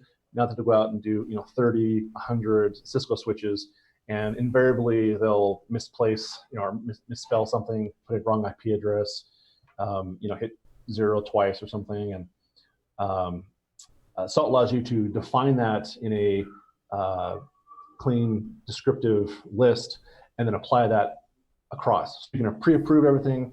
You can have your network experts, tell you, okay, this is the exact configuration we need, and then that's what your switches are actually receiving. Same thing with your servers and that type of thing. That's what they're getting. So a lot of people that they'll rotate their SSH private keys, Mhm. and suddenly they don't have access. Well, they have to let us know what their new public key is, and then we can update that across the whole infrastructure, and I know we have the correct one. It's really interesting. Cisco used to have a product for that, and ironically, it was called Cisco Works. And I don't know to like bash Cisco, but like it didn't work all that great, Dave. Yeah. I don't know if you have experience with that. And they're often very expensive too. Yes, yes. So the open source version can do that with Cisco switches? Yes, absolutely. That's Yeah, we fantastic. integrate with, we have modules that work directly with a number of switches, Cisco, Juniper, Palo Alto, and then we also have modules that, so that we can manage all their firmware versions and things like that. In fact, we did a big project with IBM Cloud where we're managing upwards of 80,000 switches, Cisco switches, and I think some Palo Alto, I believe, and upgrading their firmware versions that were very, very old up to up-to-date versions. And I can't remember exactly how many man hours they said that they saved, but it was into the millions of dollars of just manpower they saved by not having to go out and manually do that or trying to script it in other ways. That's fantastic. So now my next question would be sort of along those lines about that man hours saved and doing those configurations, users, so forth.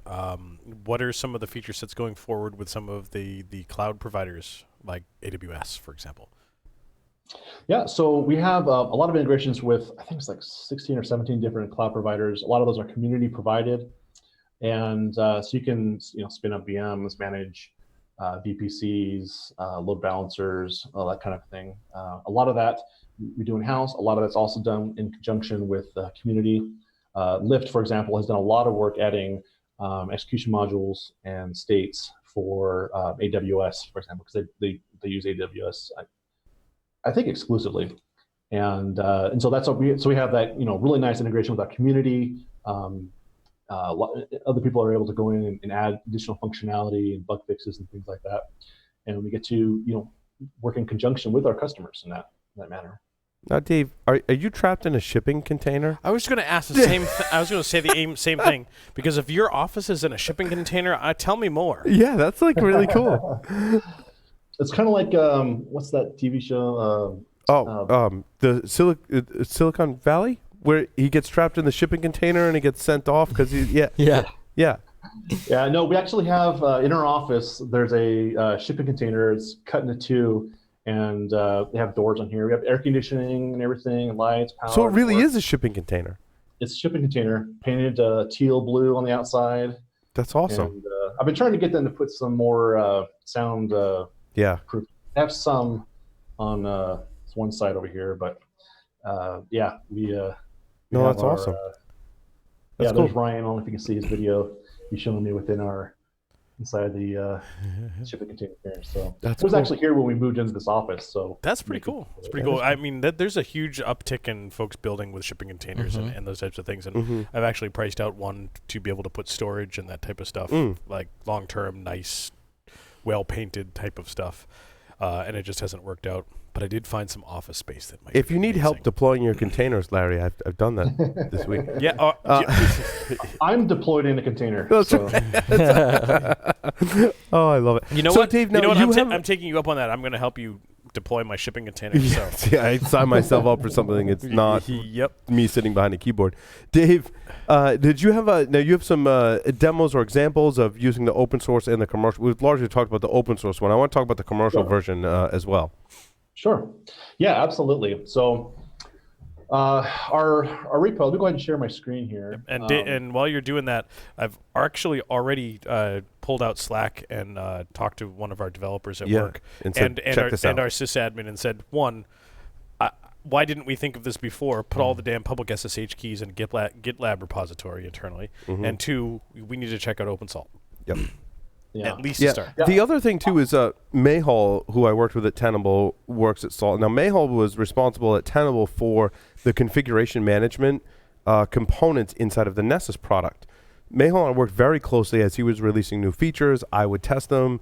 We would write blog posts about them. Sometimes I would write it. Sometimes Mayhall would write it. So either of us wrote it, we would review each other's work. Worked very closely with Mayhall. He's one of the nicest people you ever want to meet, and one of the smartest people, in especially in this area, and now works for Salt. So like immediately I was like, well, yeah, that's all the validation I needed, for the products. But Dave's going to show you some of the open source and commercial products as well. Yeah, Mehul is fantastic. I love him. He's done an amazing job here at SaltStack since he came over from General. So really happy to have him on board. He's been terrific. So Salt, the open source project, lives on GitHub. If you go to github.com/saltstack/salt is our main repository. Again, this is Apache 2.0. All Salt work happens here. So if you come in here, you can see we have a number of pull requests, issues, all of our codes here. And, just like all open source software, this gives us the ability to really work in conjunction with our users. It's not just sitting up on a hill pronouncing what we think they should be able to use. People are building all kinds of amazing things with Salt, and it really is it's a powerful tool. So I have some examples here, things we can do. So when you log into your Salt master, so I've already had some servers set up. If you wanted, I could set up a new server and connect it into my Salt master. We could, play that if you'd like. But when I first started using Salt, I was blown away because suddenly I felt like I had all this power at my command. So here I'm running Salt. I have a target, which is asterisk, which is everything. And then you can call any kind of a Salt execution module that I want. So, for example, if I want to get the version of Salt that's running, you can see here, I get this data back. It's telling me that I'm running 2019.2.0 on most of them. This one's on 2018.3.3. And Salt ships with hundreds of modules that do a variety of things for anything on your system. Install software, install file, or lay down files, change configuration files, things like that. So Dave, I don't have to do any coding at this point, right? Because I remember back in the day we were using one that was like based on Perl. Like basically you had to modify a bunch of Perl code to like accomplish the same thing. And I mean, this is like in 2001, 2002, right? Like here the modules are predefined and you're kind of off to the races. And if you want to customize it, I'm assuming you can write code. And I'm going to call shenanigans right off the bat because you can't modify Perl. You have to rewrite it from the beginning. It's exactly my point, Larry. Well, for example, let's create a simple Salt state, right? We'll call this, let's see, we'll do this on a CentOS server. Since web.sls. Come in here, I know the package name is HTTPD on CentOS, and then I'm going to call the package.installed state. And obviously, you can make this much more complicated. There's a ton of other options you could pass in.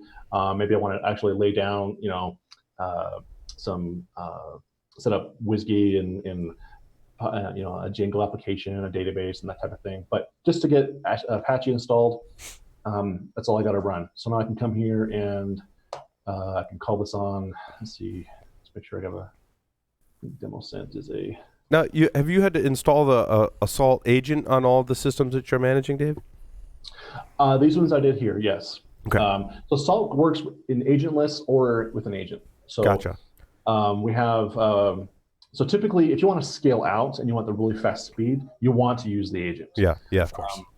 And so that gives you a lot of power there. But there are times when it's convenient to use do this over SSH. So you can run over SSH or WinRM for Windows, and it'll push things across, kind of like Ansible does. It'll push across any files it needs and do all your configurations and things. But you are limited by the number of SSH connections that your master can control. Same with WinRM. As well as the speed of SSH, which is a bit slower. So, but it is convenient. But everything else works the same. So all of your same state files, commands, and things run the same on agentless or with an agent. Sometimes I actually prefer the agent because it means I don't have to do as much authentication kind of stuff. Because if it's SSH, right, I gotta trust a key to all of my Linux systems. With an agent, I can just deploy an agent as a package, and I'm off to the races, right? Correct. You're off to the races. Your keys and certificates are rotated by default once every 24 hours. With SSH, you have to rotate those keys yourself manually or set up a system to do that. It's not the end of the world. There's definitely occasionally some benefits to that. Sure. But you really gain in speed, scale, and in some ways better security as far as that goes. So here I've run state.apply on that file I just ran, and I ran it in test equals true mode. And so now it's telling me that, hey, I would have installed Apache. And so I just come in here, and I can now run it, and that will now tell me this. Well, right now it's downloading the packages from the internet, installing it, through Yum and that type of thing. Now, if you remember when I did the install, it was package.installed. So here we can see this is the result we got back. It includes some other packages, there are dependencies, and we have a history of all that happened now. Now, one thing that's nice about Salt's states is they are generally platform independent. So you notice it wasn't yum.installed, it was package.installed. So this will do the right thing on your operating system. So I could name this, I can make this dynamic so it gives the right package name based off of the operating system. So if you're on Ubuntu or Debian server, it would say Apache 2, for example. Package.install will work correctly everywhere. So whether you're on Windows, Linux, NetBSD, or CentOS 7, it'll use the correct package manager for you. Excellent. So that's a simple example there. So we that server's up and running. Let's get the IP address of this thing.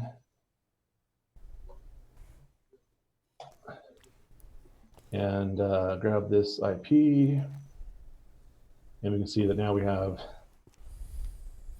let's see.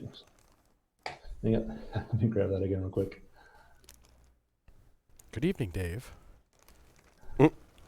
Yeah. I'm sorry, Dave. I'm afraid I can't. I can't do that, Dave. Oh, Hal, why open is the that pod bay so- doors, damn it. It's not like you haven't heard that in this industry before. No, I get it all the time. Okay, well, it's not one to come up for some reason. Oh, you know what? It didn't start it because it's CentOS, right? So And set. I'd have to enable it, but that's just a simple addition here. So no, I feel like I gotta fix this. I love it. Yeah, you can tell Dave's been working with Linux and technology for a long time. He's like, I need to fix this. This I gotta make this this work. condition cannot exist. I gotta make it work. Yep. I love it. All right, so now that will start up the service. Okay, make sure that works here. I would do this totally on the fly. This is a completely live environment. Okay, so now we can see here, the original state that I had in there said it's already installed, right? So it went out, checked in Yum, said, oh yeah, Apache is already installed. Then it saw that, oh, the service is not running and it wasn't enabled, so it went and enabled it and set it to run. And now we get our repo there. So Yeah, as you can see, it's not a canned demo. This is live sure. real stuff here. So. Dave, I'm assuming many of us, right, listening, or if you're just learning and you're listening, right, you install a package. There's typically other things you need to do when you install it, right? I want a custom configuration file. I want it to start. Not only do I want it to start, but I want it to start every time I reboot the system. And those are all things, I'm assuming, Dave, you can add to your Salt configuration to say, go deploy this and like do all these custom things, basically. Exactly. And that's what I did here. That second time I went into that file, the first piece, just install the software, and then I added the software, or I added the setting to start on reboot and actually start up the service right away. If I run that same thing on Ubuntu or a Debian system, it'll automatically restart the service up, and so it's a little shorter because it just starts it by default. And it's interesting. I think a lot of people look at this as a systems administration thing, totally a security thing, right? Like we were talking about Cisco switches before and working with the network team. When I worked at the university, right, I would research what was the more secure configurations to what we're running. And I'm like, oh, by the way, guys, like on all 4,000 of the Cisco devices that you have, we need to make sure that all these configuration items exist. Right? We tested in the lab. And then I'm like, we need to push that out to all the systems. And so this is perfect for that. Love it. Yep, exactly. And there's a lot of aspects to security. So one is, making sure things are installed, that type of thing. But also you need to make sure you have versions that are acceptable. Yep. There's a lot of some famous exploits where they broke in through a vulnerable version of struts, and that's out there for months, right? And they knew about it, but they didn't have the time or the ability to test that. And Salt gives you the ability to go out and check and find those versions. So instead of having to wait, depend on a database or something, I can come in here and say Salt star package.list packages. And actually, I want this in JSON format. So I'm going to put out JSON. This is going to go out and give me every single piece of software that's installed on each of those servers and their versions. So I could take this, drop that into a database, drop it into Elasticsearch, something like that, and view these things and make sure. So if I want to verify that I'm running a certain version of Apache or Nginx or above, I can go and make those comparisons and verify that I'm there. Pipe grep struts. Yeah, I would use a Python script for that. I think in the past I was a lot more heavily, kind of bash, like you're saying, grep, right? But I would take that JSON, working with JSON data in Python is actually awesome.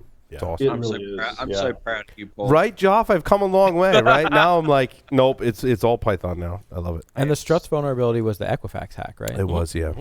Yeah.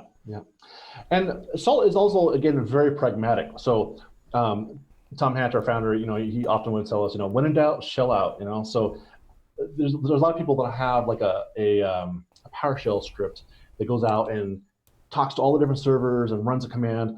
Salt makes it really easy to just take the piece that has the logic you want and push that shell script out and run that, whether it's PowerShell or Bash, and run that across your infrastructure. And that speeds it up because you run that in parallel instead of serially. And Salt is much faster at actually pushing those files out and running them. And then you have those collated in a nice output like you have here. And you can also just run any shell script using the command.run item here.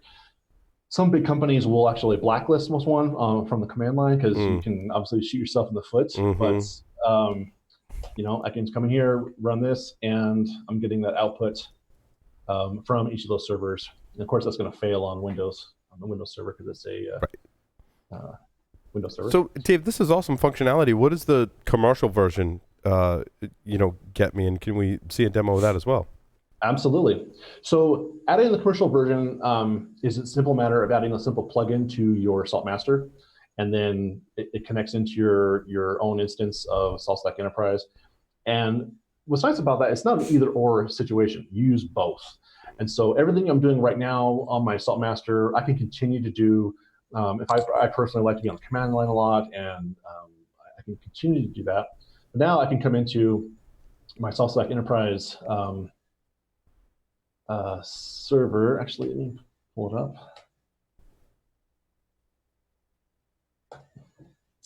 And now I have additional functionality. I have role-based access controls.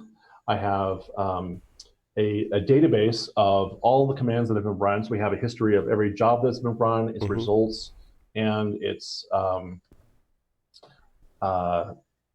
who did that, the whole history and that type of thing. So here we have a view. Here's all my servers. Here I have, you can see here a number of Linux servers. I have a Palo Alto firewall, Windows Server 2016, Ubuntu server, an Oracle Linux server.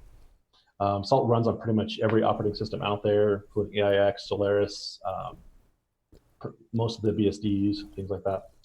And I can take a target, which allows you to, give you, choose specific groups of servers based on any criteria you can think of, even like location and applications you're running, that type of thing. And sorry, Dave, when you say role-based access control, if I'm in an enterprise environment, I'm deploying Salt and Salt Enterprise, I can say my Windows administrators have access to their Windows systems, and they're in a group, and Linux and Dev and so on and so forth, right?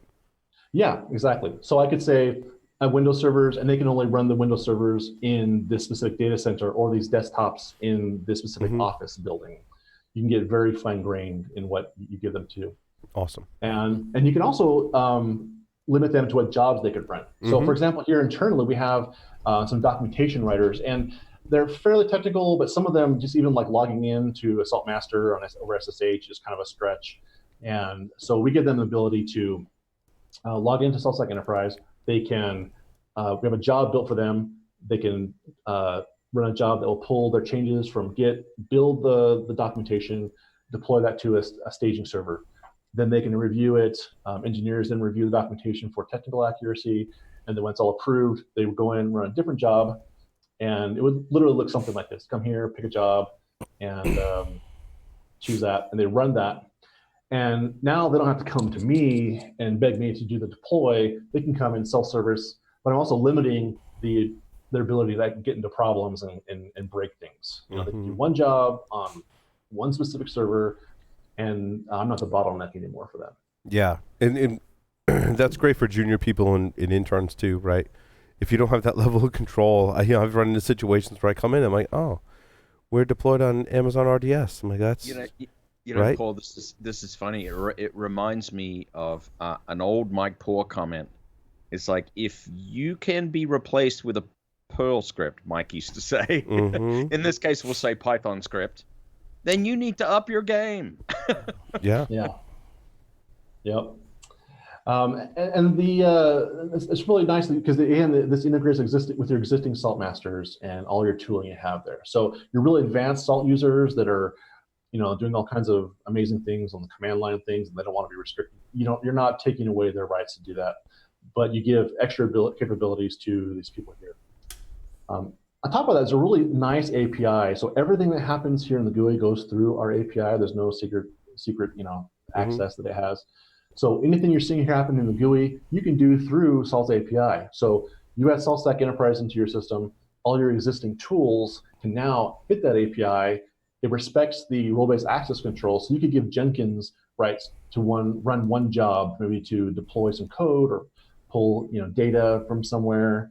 And you're giving all your existing tools greater power that Salt provides. So it plays well with everything else that you have running. That's awesome. Yeah. Very nice. So one little addition we recently added was we call SecOps. And SecOps is our security tool that allows you to go out and verify that your systems are compliant with a policy that you create. So if I come in here and here I have a policy of assigned to one server, I can run this assessment. It's going to go out and verify that I'm compliant with all of the CentOS 7 benchmark items that CIS, the Center for Internet Security, provides. And you get a nice report, a view into where you're at. And not only do you get to see where you're at as far as your compliance, but if I come in and look at these items,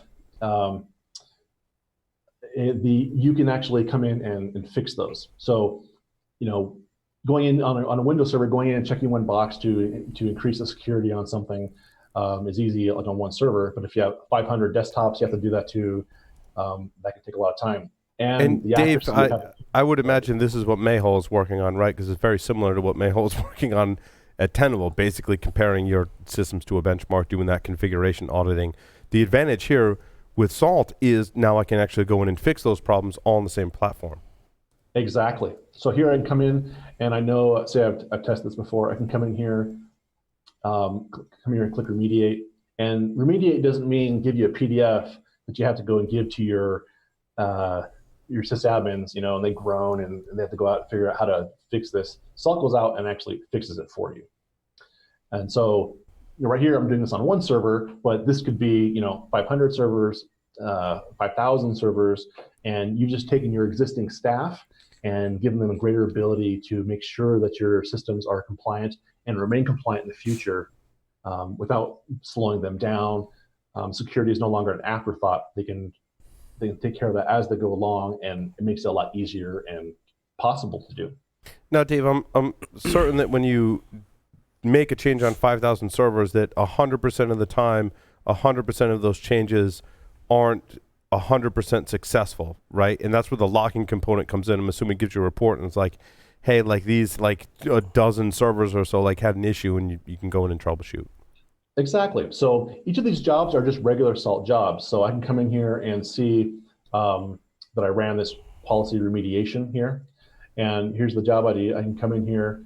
I can look at each of these items in this job for all those servers. I can even look at the raw data coming out in JSON format.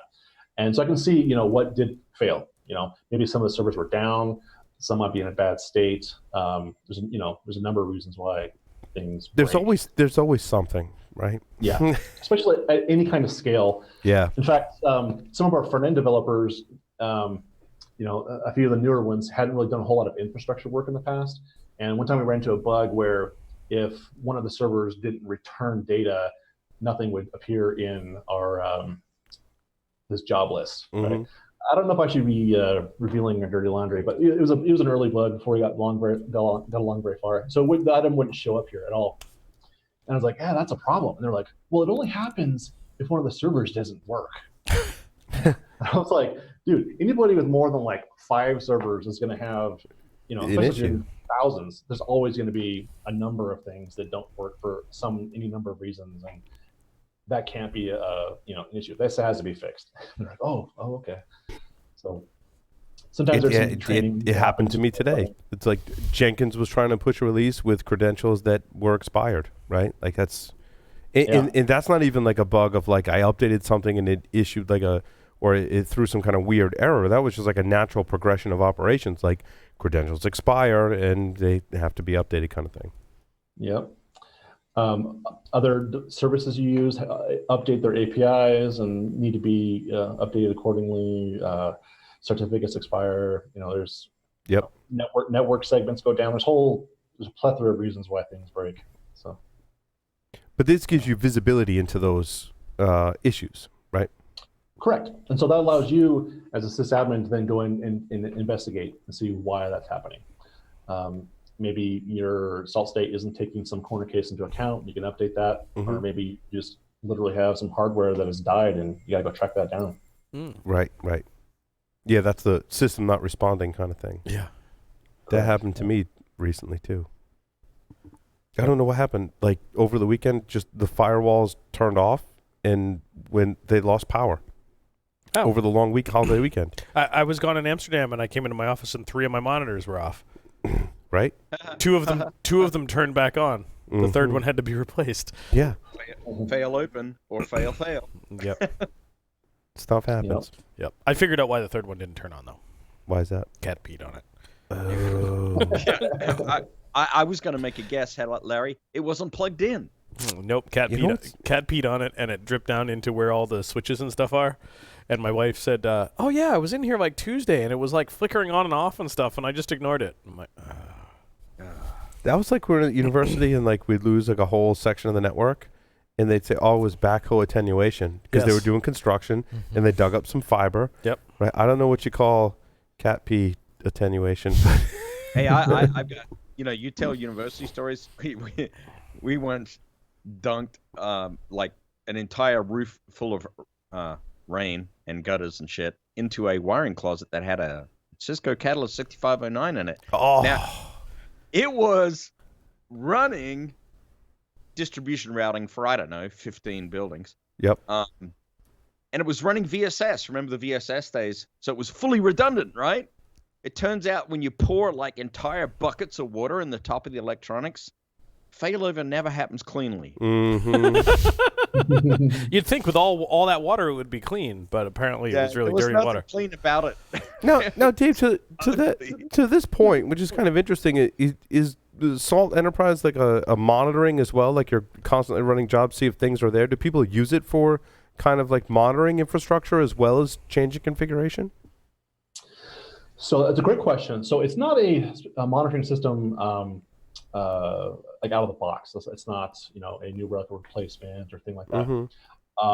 But because Salt has such deep ties and ability to get information about your systems, a lot of people will use Salt to get data and then send that into their monitoring system. Okay. Yeah. Visualize that. So whether that's disk usage and maybe just metrics of your application that's running locally. Salt can pull that out. You can set things to run on any kind of schedule you want, minute, down to the second intervals to hourly, daily, weekly, that type of thing. And so it can definitely be part of your monitoring, but we're not focusing on specifically like dashboarding and things like that. Right. Yeah, but I like it as an extension because I'm actually using a monitoring platform today that on certain platforms has trouble getting CPU temperature. And I think I'd much rather use something like Salt and Salt Enterprise to do that rather than the monitoring solution and kind of feed it into it. Yeah. Salt has the concept of event-based, what's the word? Not monitoring, event-based actions that are happening on your system. So we have a thing called a beacon that you can enable on your Salt minions, the servers you're managing. And we have beacons that watch for a number of things. You can watch disk usage, services, file changes, whole directory changes. And whenever a beacon sees that thing, it will then send events on the event bus, because we have this connection between your servers and the Salt master. And then on the Salt master, we have a thing called a reactor that you can configure to look for certain events that are coming through, and then you give it a list of things to do.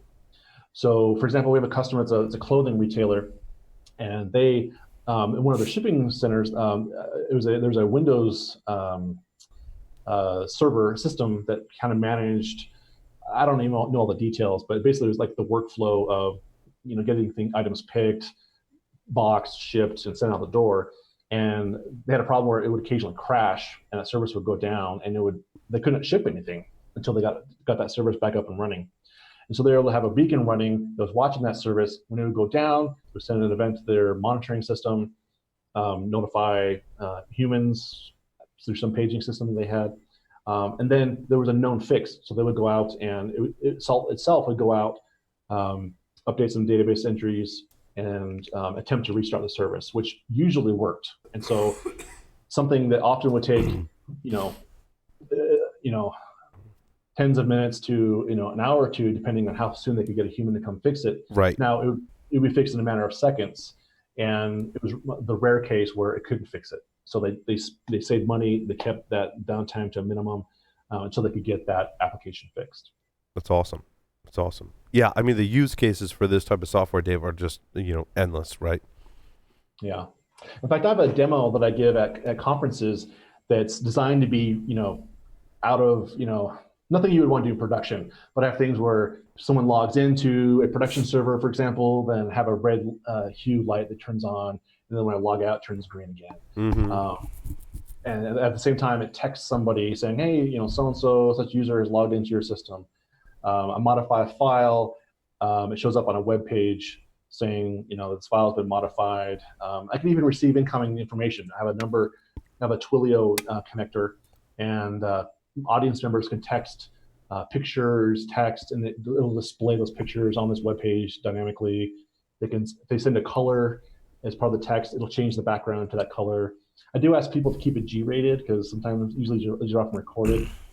Yeah, that wouldn't fly here. It would be totally. Not something you do at Black Hat. Yeah, totally. So I'd get a hold of that, and it would be over. It would be not PG.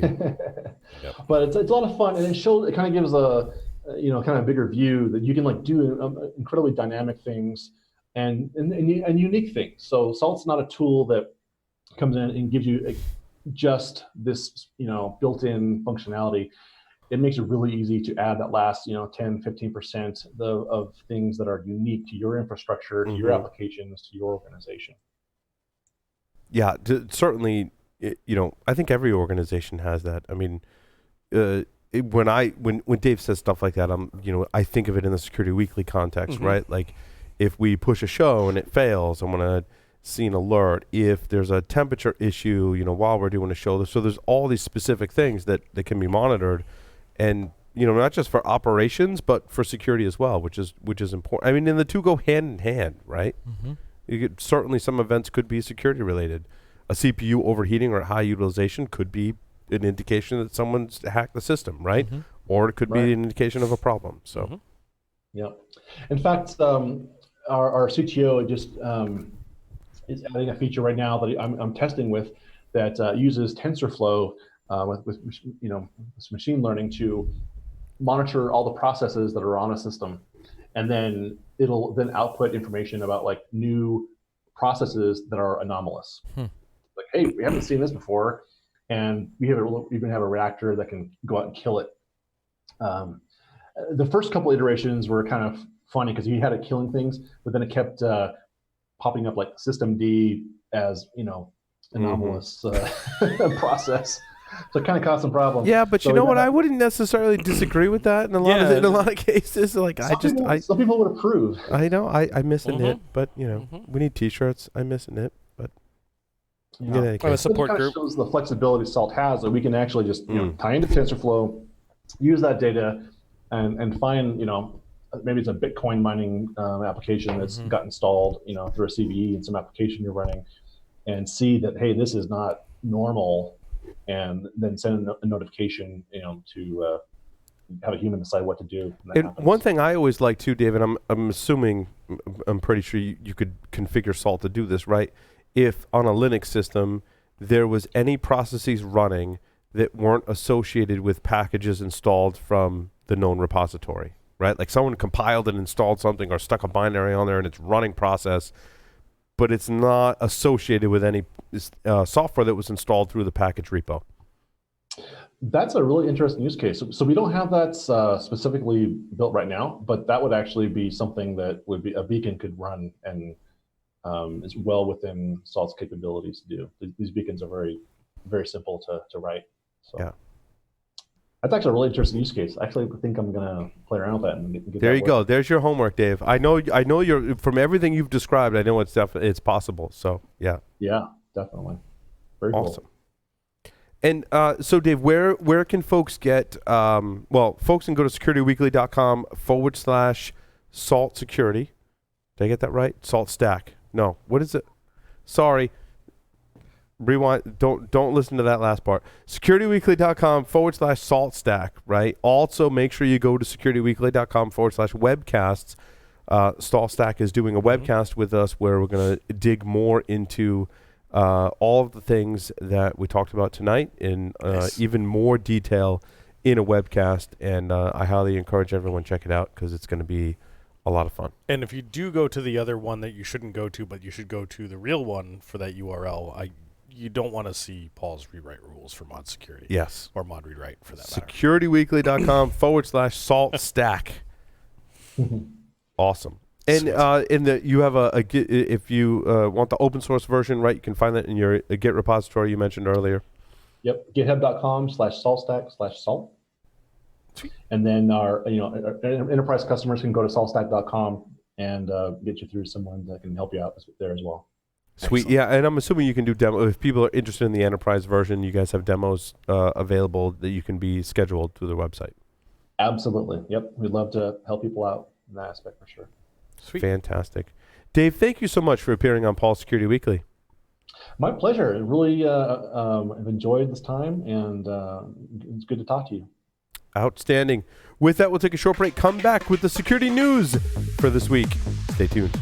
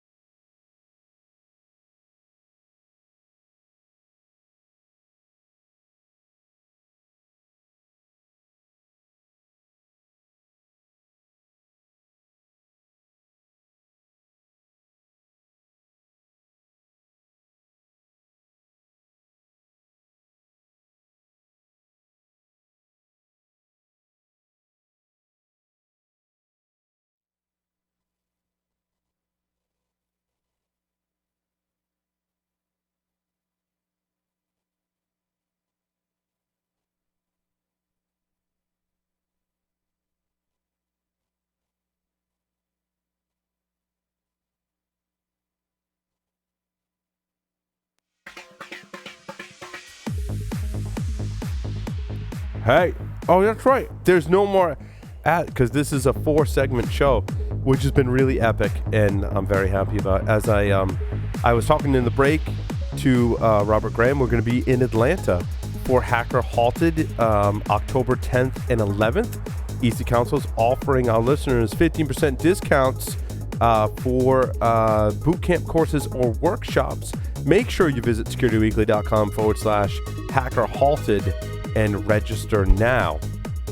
It's going to be a lot of fun. I've never been to Hacker Halted. I've been to Atlanta a couple times, but I've never been to Hacker Halted, so I'm excited. I'm actually doing one of the keynotes at Nice. Hacker Halted. I think the only time I've ever been to Atlanta was the airport. Atlanta, yeah. Many of us that travel in security have probably been to Atlanta Airport at least a dozen times or more. Yep. Right. But yeah, so I get to spend some time there, which I haven't in quite some time. I'm excited about it, actually. New conference, and there's the cigar lounge I'm excited about. That's like the kind of like speakeasy hacker kind of thing. You got to like know the code to the phone booth to open the door that we talked about a while back on the show. So yeah, it's going to be a lot of fun. Make sure if you're a listener and you want to attend a cool conference that you're there. We'll be there recording interviews, doing the full gamut at Hacker Halted. So it's pretty awesome. And I thought he was talking about Atlanta Airport, but anyway.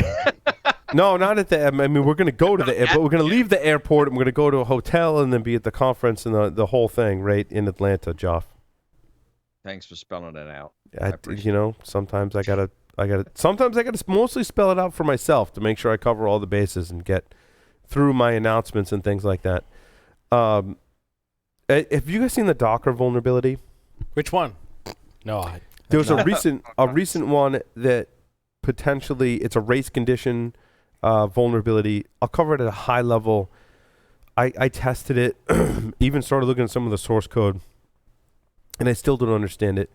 You can run the Docker commands inside a Docker container, and there's some race condition where if you hit it right, you can write files to the host system instead of the containerized system. So there was proof of concept code that was published as well as a full write-up on the vulnerability.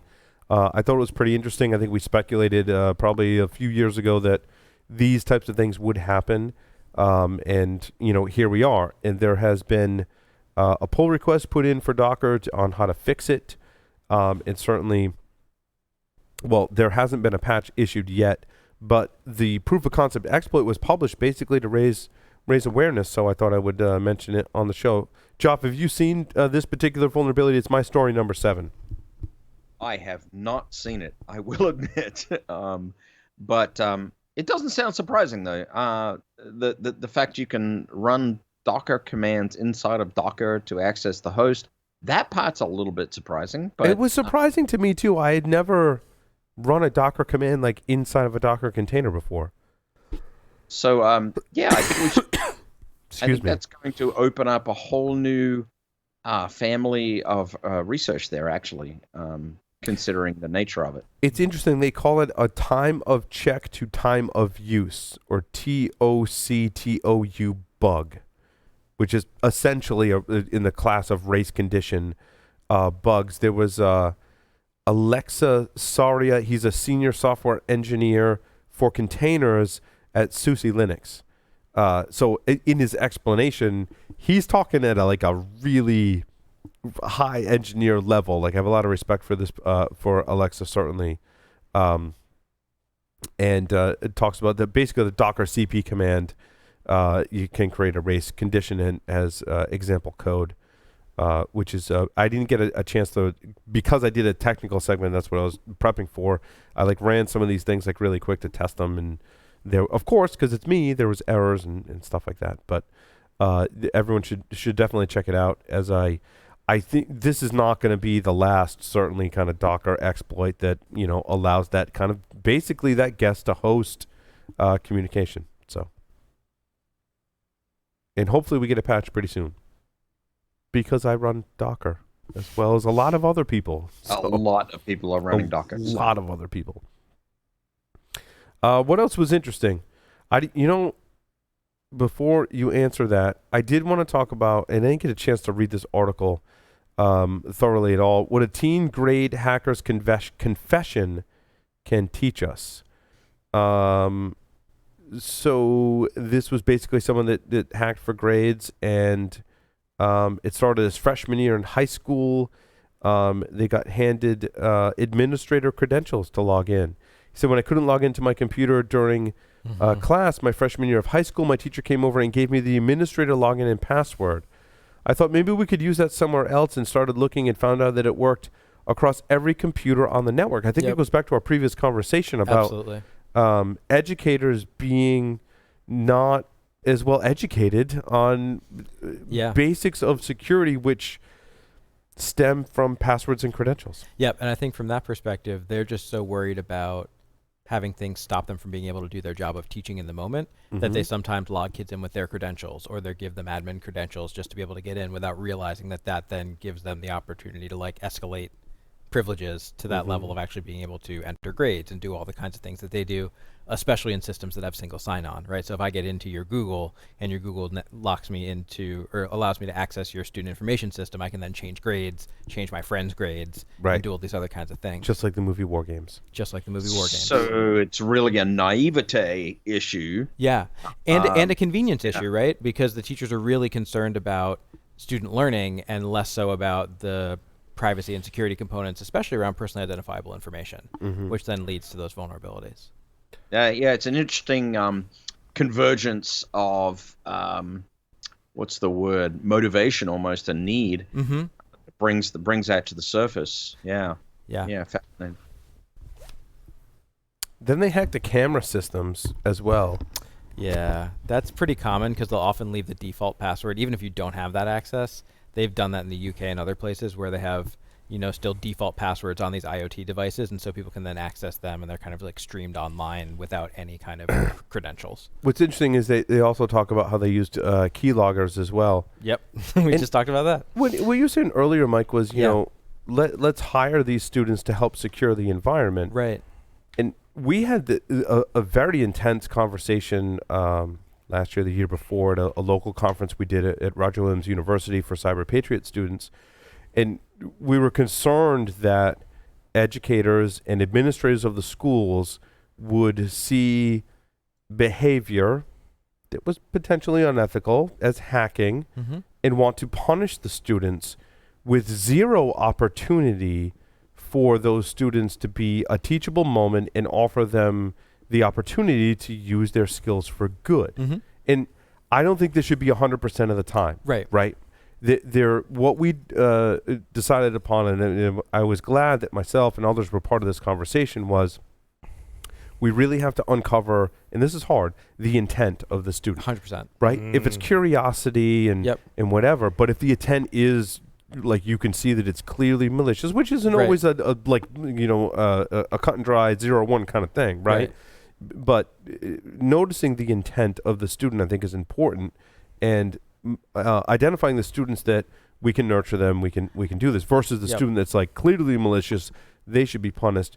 I still don't think, I don't know, maybe they shouldn't be expelled 100% of the time, right? Yeah. Mike, I want to get your thoughts, and this is your area. Totally. Right? So I think there's a couple different places, right? So I think if the student's just curious and trying to like access or see where there are vulnerabilities and scan and do things like that, I think that's like absolutely good white hat behavior, right? Then you have the kids who are trying to do this for, whether it's to change their grades or do other things like that you can kind of like start to figure out. And if it was the teachers that made a mistake in allowing them that access, then you can have that conversation that becomes... It's a teachable moment for everyone. Right, exactly. Yeah. But you also have a lot of circumstances where oftentimes in ways that have a gender dynamic to them as well, you have things like revenge porn, or things where students are getting pictures of other students naked traded online and things like that. Or bullying that takes a digital... Yeah, for sure. I've heard of stories of that in the school systems where my kids are going. And so I think that's a really big deal. But I think that there are different ways to deal with it, right? Like, I don't think you need to bring in the police necessarily unless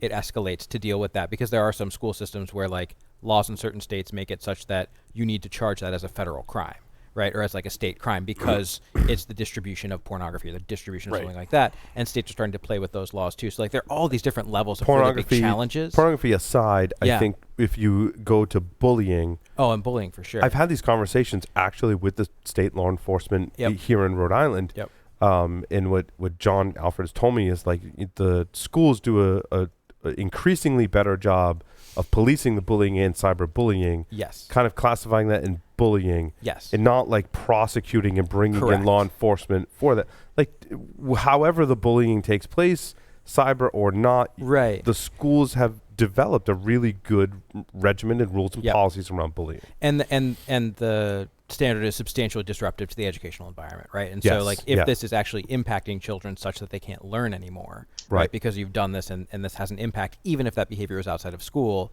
then Mm-hmm. it is something that the school can get involved in. But I think there are better and worse ways to get involved. Right. When you can be more No, restorative, that's I even was better. encouraged to hear that schools had, even in the cyber realm, come around to really educating themselves and having clear policies Yep. and enforcing those policies when it comes to bullying. Absolutely. Yeah, and I think it's again, and there's an element of this that should be much more proactive oftentimes than it actually is, because a lot of these things are reactive in the moment of like, oh shoot, this thing happened. We This need to deal with this escalated right to this now. point, right? Yeah. Whereas like this could have been dealt with much earlier on. Yeah, exactly. I agree. Well, I think it's like any, security thing, right? 100%. The earlier or development thing, right, Joff? The earlier you deal with those bugs or those issues, the less of an issue they are down the road. Yep. Oh no, that's absolutely true. I mean, we go through this all the time in all of the things we act with penetration testing. I mean, it's Yep.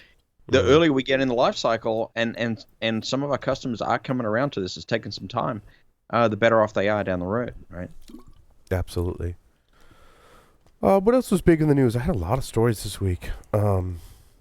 I did want to mention my story number 15, analyzing first stage shellcode. Loved this write-up. I didn't, dig too deep into it again because I had a lot of things on my plate today. But I thought this was a great write-up in reverse engineering by essentially Xavier Mertens and Didier Stevens, two people who I have the utmost respect for. So make sure you check out that technical write-up. It was fantastic. Yeah. Those are the guys that do the Stormcast, right? They Or are on the SANS Internet team. Storm Center for Yep, SANS, both yep. of them, yes. And accomplished security researchers in their own right. So I and listen to both their of stuff which- every day. Yeah, both of which have been on the show as well. So they did a great write-up on analyzing shellcode. So fantastic. It was interesting. I'm really frustrated with some of the technology. Well, I think digital media in general that kind of limits you. Like on some sites, I can only view so many articles. Yeah. On many sites, I have to disable my ad blocker. On some sites, that's not even good enough. They want me to register for the content. It's all really frustrating. Yep. One of the ones that I ran into that I actually couldn't read because I had like reached my limit on a particular website, or just the whole article wasn't there. One was trends in cybersecurity to watch. Don't know what that was all about. What I thought was an interesting opportunity for our listeners to hear what we think are the trends in Awesome. cybersecurity. Can I give one recommendation potentially? Absolutely. I have fallen in love with Firefox containers. Mm-hmm. So I have 15 different containers, and it basically sandboxes the different sets of tabs so So the cookies you- don't share across. Is it like a Docker container for your Firefox browser, or is Yeah. it? Okay. So it basically it allows you to then open 10 you can open like 10 articles for Washington Post in this one, and then 10 in this one, and 10 in this one. So you never hit a limit. So you can just keep using more containers. Basically, they created it so like Facebook can't track you across all these things if you create a Facebook See, container. I looked into that like 3 years ago. Yeah. And it was kind of like proof of concept. Some people who were really good with containers had given presentations about containerizing applications like web browsers on your system. And it was, but it sounds theirs like is it's progressed since so then. theirs Yeah. is just an extension now. So it's super easy. It's Oh, super, okay. super easy. And it's just a really nice way to not have your information. Also, I have like 12 Google accounts from the different schools and districts that I work in. Yeah, So I can because just every have them school all district open. has a Google Yeah. account. Yeah. Right, and as opposed to having to switching with the Right. the Google mess. Yeah. Nice. Interesting. So trends so in you use cybersecurity, yeah. So you use Firefox in a container to log into your Google, because I use Chrome, which I'm not.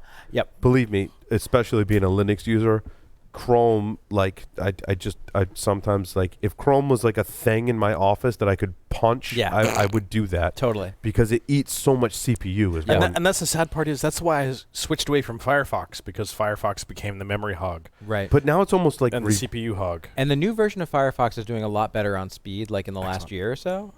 it's true. They just about rewrote the whole code base though. They made an enormous rewrite.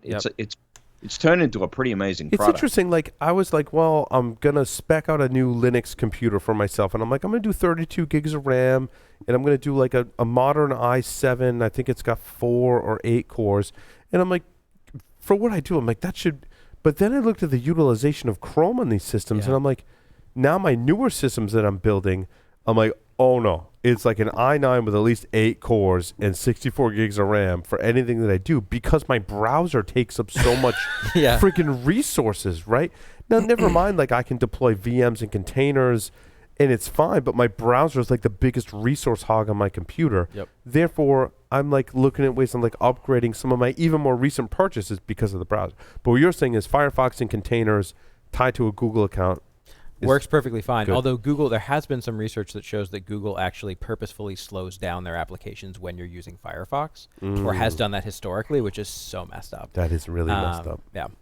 In any case, since we can't access some of these articles, which is frustrating, trends in cybersecurity. What are some of the trends? Jeff, I think you and I were talking about certainly the development model and DevOps in the context of security. Certainly that's a trend. I think the whole way that you deploy.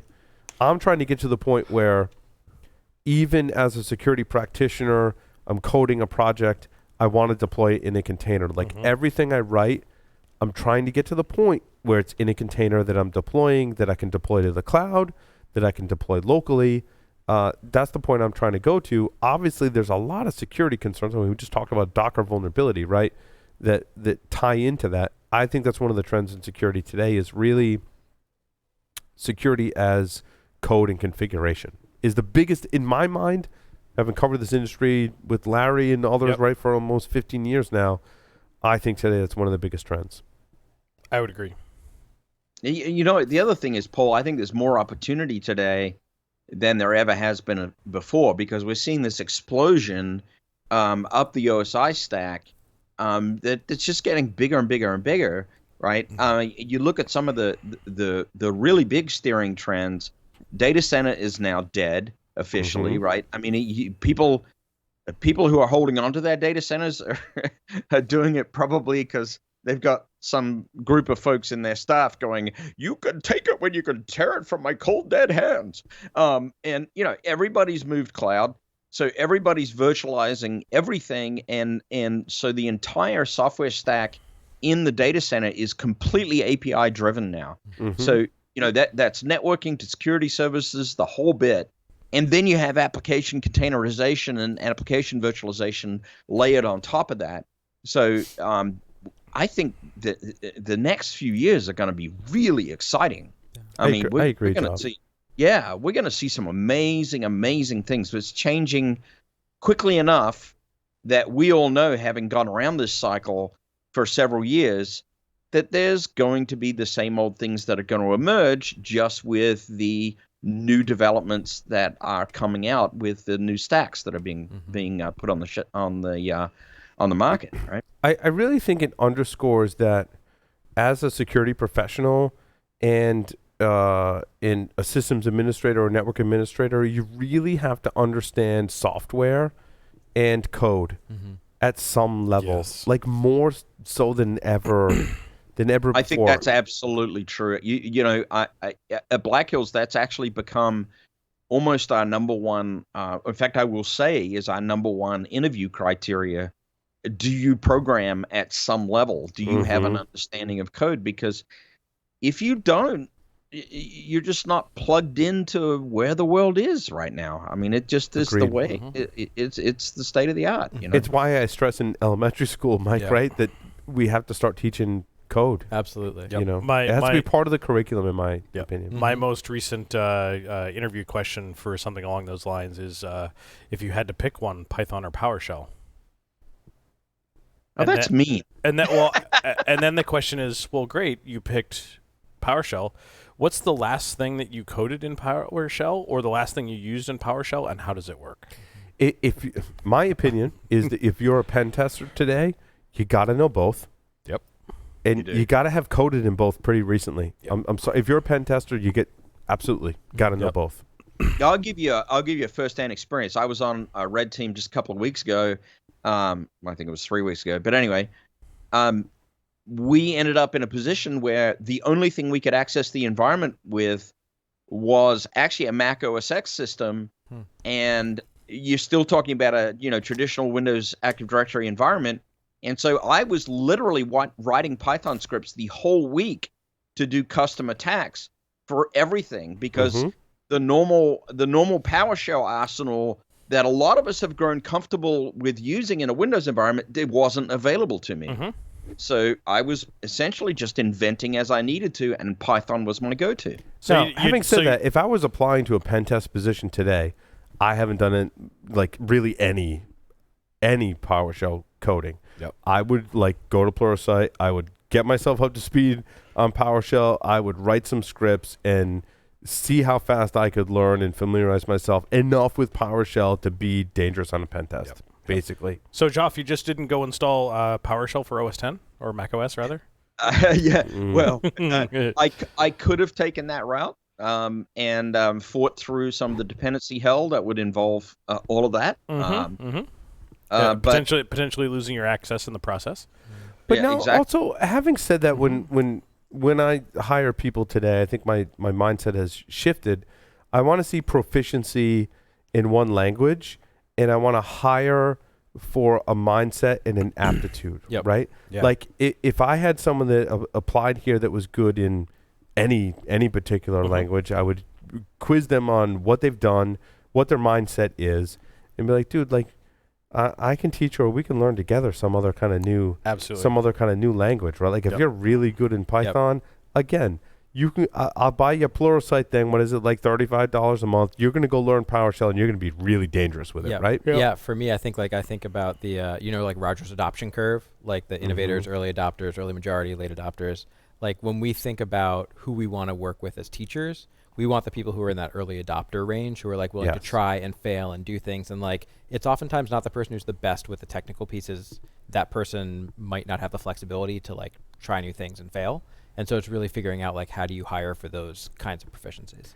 And what's interesting, one of the developer we're hiring who isn't old enough to drive yet, what's amazing to me, and it ties into this story about soft skills and communication, right? Yep. Is the people who are technically proficient, and again, in the end, it really doesn't matter the technology, right? I think what weighs heavier is, okay, you're proficient in a language or two or framework or two or whatever, right? But if you've got the soft skills and the communication skills to couple that, like, dude, we're off to the rail. I don't care if you know Java, Python, PowerShell, like whatever it is. I can tell me what language you're proficient in. I'm going to ask you some questions, maybe ask you to write some sample code. Very quickly, I'm going to be able to know whether or not you know that language and are proficient in it. But in your email communications, your verbal communications, I'm also going to tell how good those skills are in communications. Yes. And I tell you what, this kid Jack that's starting for us, proficient in technology and languages. I know who the kid is. Yeah, Mike, this kid's emails. Like I literally know who the kid is. I know you do. Yeah, because he's exceptional, right? We're very lucky that he's committed to us, right? That's hilarious. For a certain amount of time per week.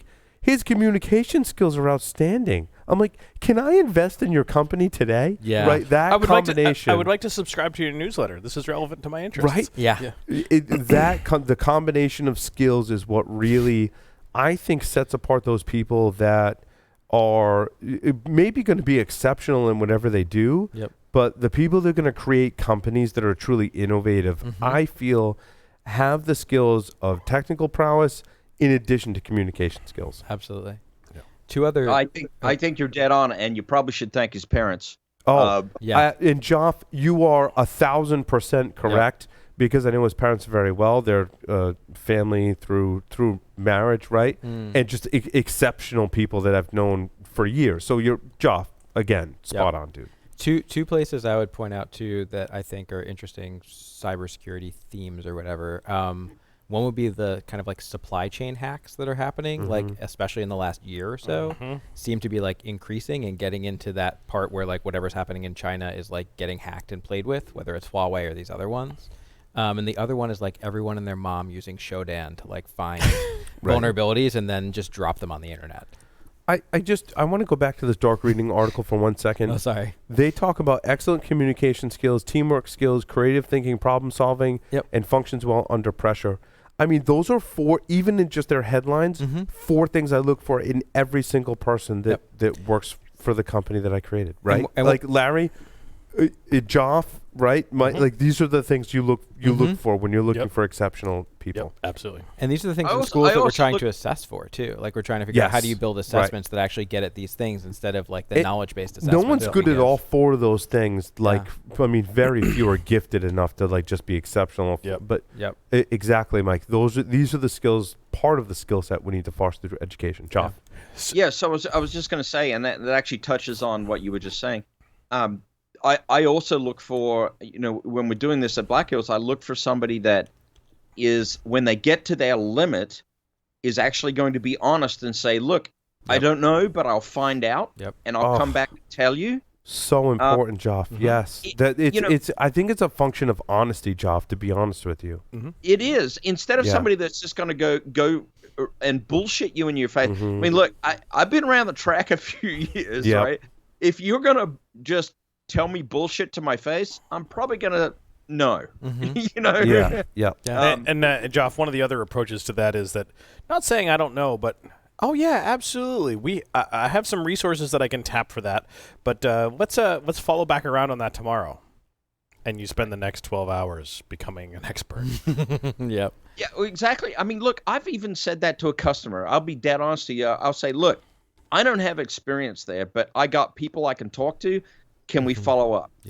Just being honest. Don't try to string people along. There's no gain in that for anybody, right? You're not doing anybody a favor if you go down that road. I think like knowing how to learn and do the resource and knowing what questions to ask and who to ask it and be willing to do the research is a skill in and of itself. Because look, unless you're like the Rick from Rick and Morty, like you don't know everything, right? Like he literally, I don't know if you've seen Rick and Morty, Mike, right? But he's the smartest man in the universe, right? So if you're not Rick from Rick and Morty, you got to know who to ask.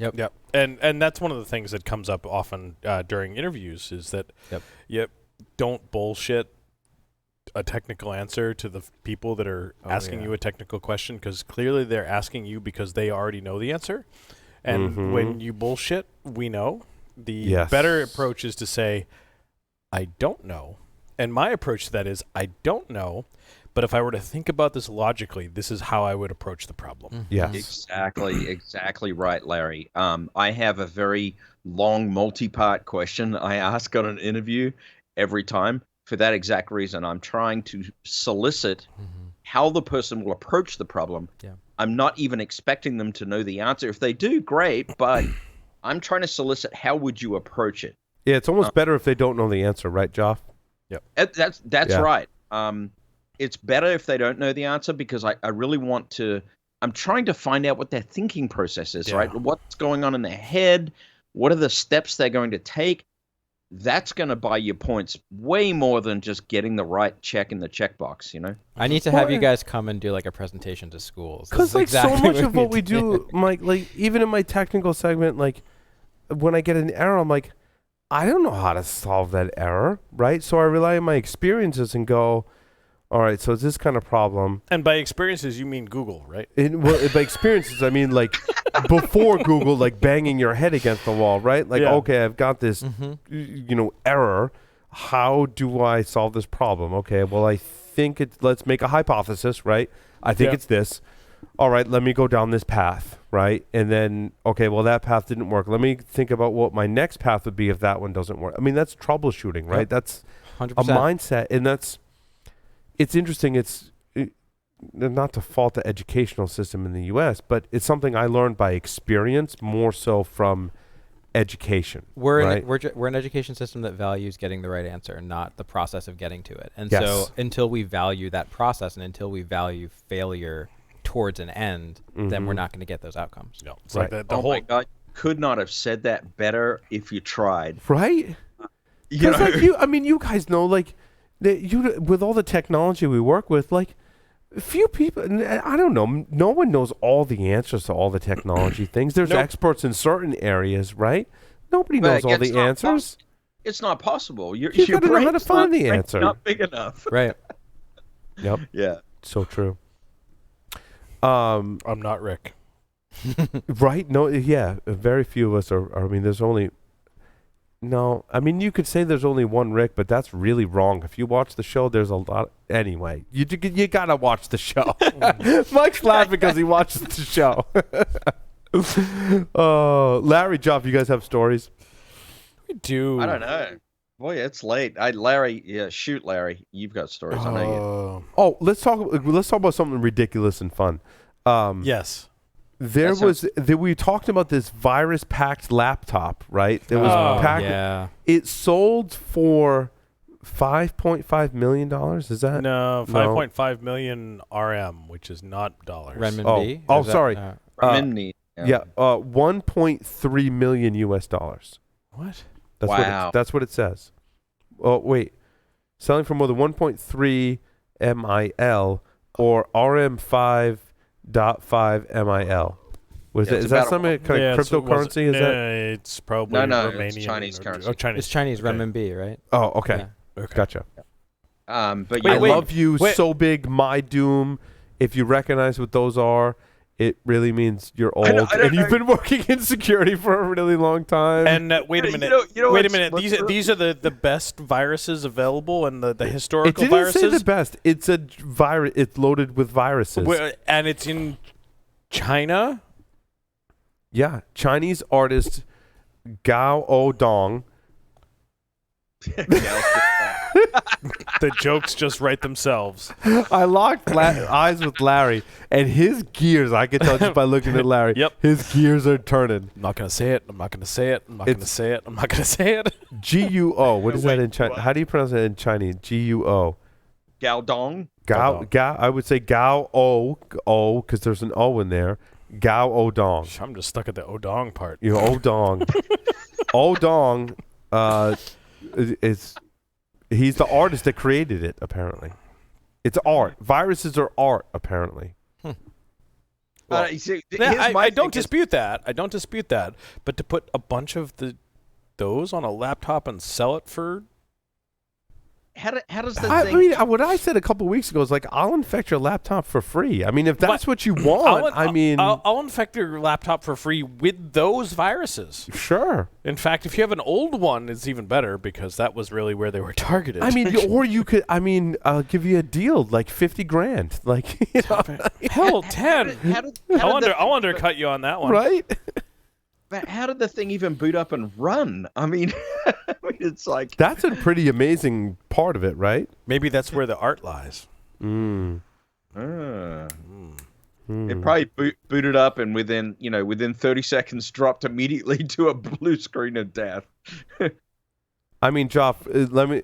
When Now- I say viruses, I love you so big and my doom. Like, does that not take you back to the early 2000s working in a university? Oh my God, does it ever? I mean, Or in yeah, healthcare. we're talking about the Wayback Machine. I mean, back then there was like millions of computers that had those viruses on it in Yep. universities alone. Yep.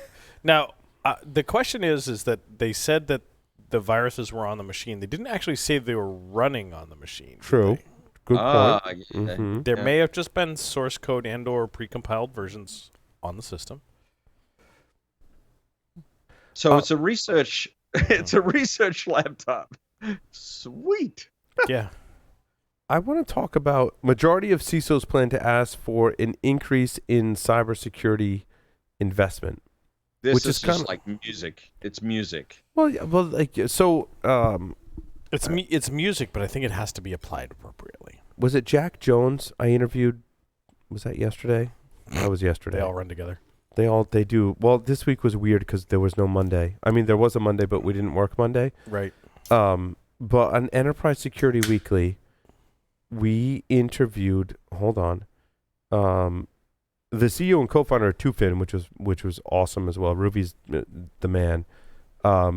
Jack Jones. He works for RiskLens, but he founded the FAIR framework, Factor Analysis of Information Risk.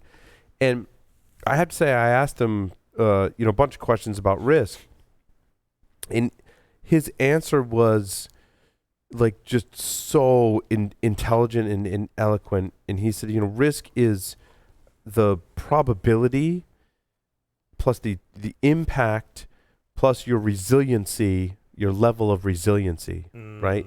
And if you think about all of the risk frameworks that we have, it basically said, look, those are just kind of like audit checks, right?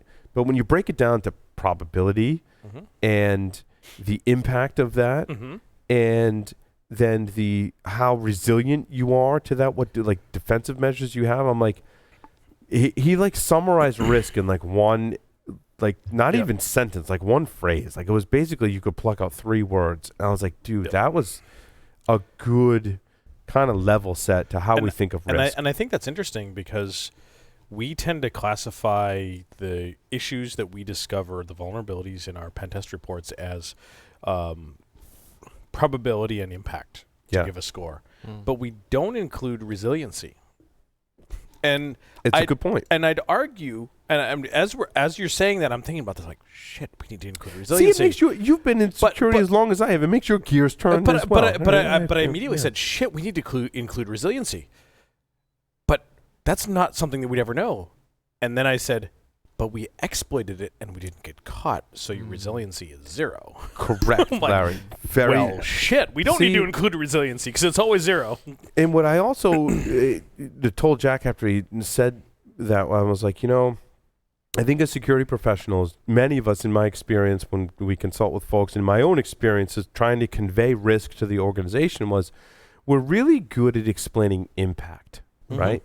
We're like, well, if someone exploits that machine and then pivots and does this all, I'm like, that's going to be really bad. We're really good at explaining the negative impacts of a potential breach. Impact 5 out of 5. Right. What I feel like in my experiences, and in many others I'm sure as well, is that the probability is what management kind of is their first kind of defensive measure to go, well, what's the likelihood that someone would do who would do that? Why would they do that? And how often is that really going to happen? I think the probability helps set where they put that in the scale of when do we need to fix that.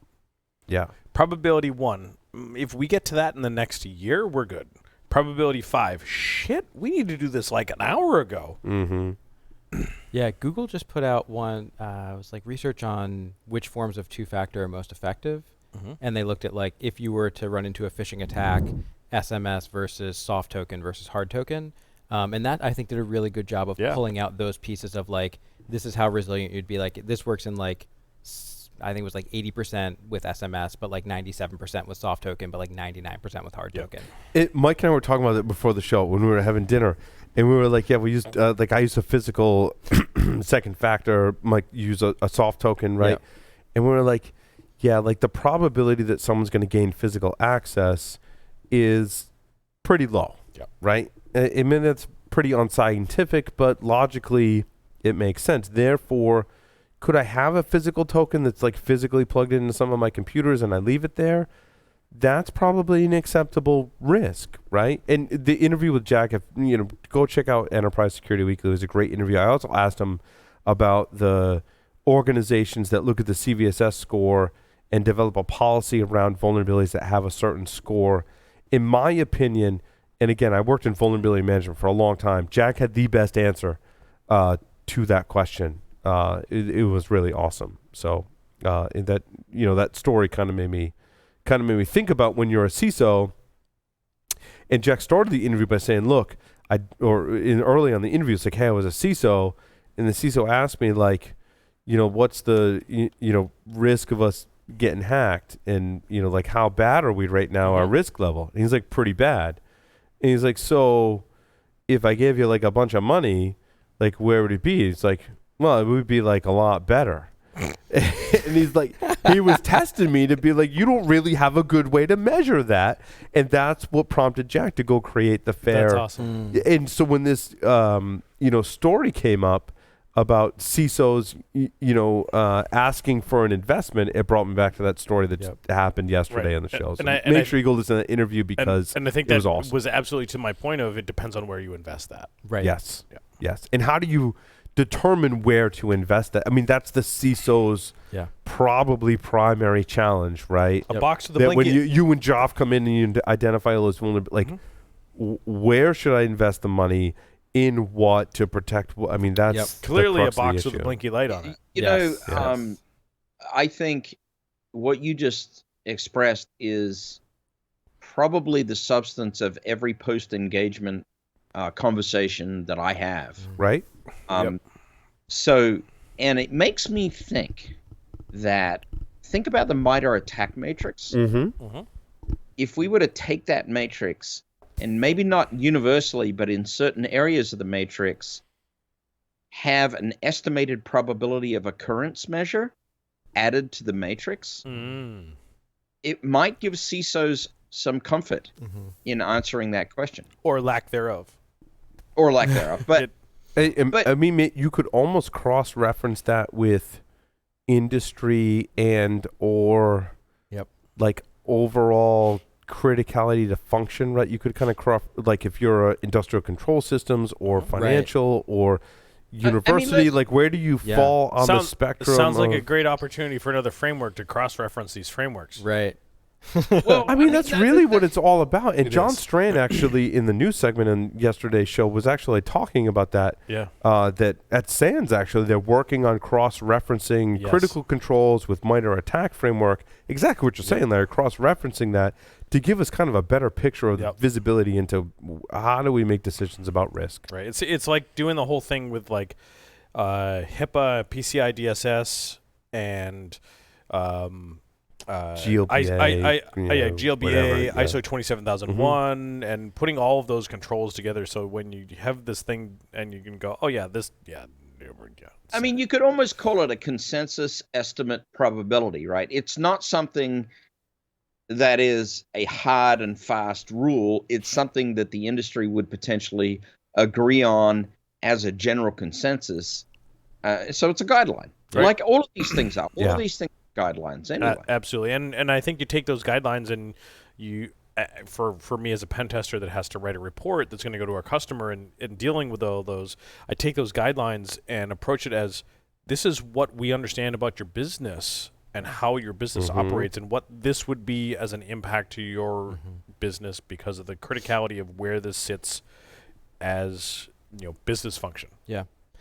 There was just a Verizon report that came out about data breaches, I think in the last DBI, year. the DBIR, Yeah, and I feel like they broke it down by industry really nicely in those ways of saying, like, in healthcare, these are the critical vulnerabilities. In education, these tend to be the critical vulnerabilities. I found that really helpful. In healthcare, it's probably MSO 8067. We're laughing because we know it's true. Yeah. Yeah, that definitely still happens. That is so right? sad. So sad. We talked about the Baltimore city leaders blaming the NSA for the ransomware attack. I don't know that we need to comment any more on that, but all I can say is, good Lord. All I can say is, hey, I got a buck, dude. Take this. Yeah, It's called and pass passing it, the buck. Yeah. right? Yeah. And Ars Technica again did a very good job of. Hold on, I want to read some of the stats from this article, which we didn't get to cover. So they said in order to overcome years of neglect, Baltimore would have to raise its IT spending to the $128 million to $156 million range, according to their OIT strategic plan. That has not happened.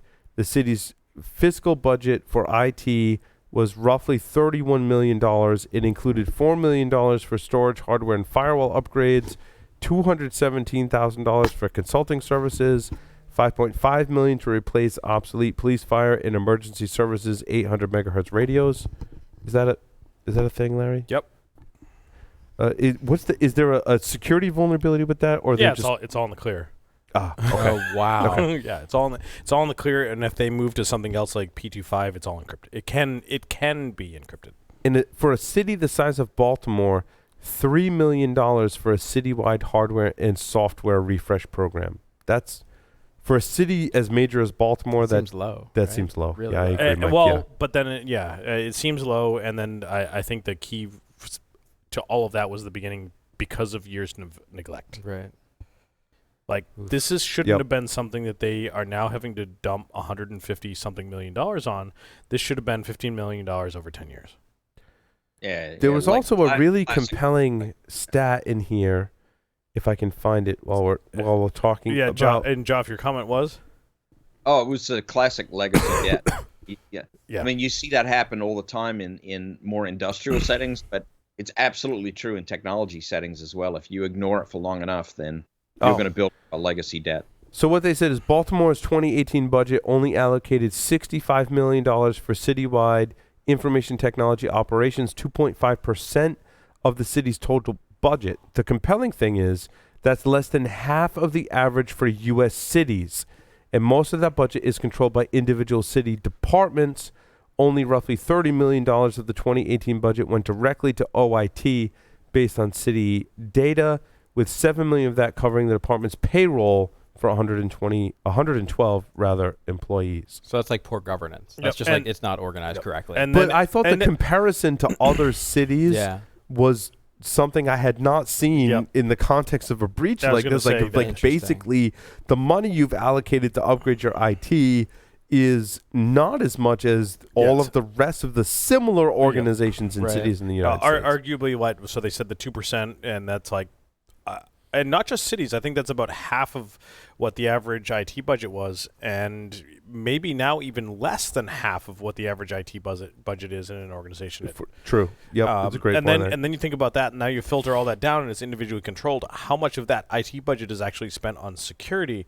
And it's probably Mhm. significantly less Yeah. than what we would expect international average of Well, IT budget. there was being only spent on one security. department in the city that had moved to the cloud. So much of their IT budget is going to more traditional On-prem. on-prem. Yeah. even if it solutions. is, I still think that you, regardless of whether it's cloud or it's traditional, Still a cost with cloud. Yeah. there's still cost, and there's still a cost to having security in all of those, and you still need to True. allocate those Yep. resources. And I suspect that percentage was probably still pretty low. I hate to pick on Baltimore, but after I read this article, I was like, ooh, that just doesn't paint a pretty picture. Yep. That said, I don't think it's a picking on Baltimore. I think that there are many other Municipalities in the similar- municipalities yeah. and or organizations that fall into the same thing. There's that joke of if your coffee budget is more than your IT budget, you have a problem. And I think this is a classic case of that. May not be their coffee budget, but Yeah, Baltimore's just in the spotlight right now. I think probably most of the municipalities across the U.S. are suffering from the same problem. They just don't want to be in front of the camera. Mm. Yep. It's true. and Baltimore doesn't want to be in front of the camera, and they're passing the buck to say, "Hey, NSA, Well, yeah, that was the other thing. you done did us not good." So It's that's interesting. And guess where I'm working next week?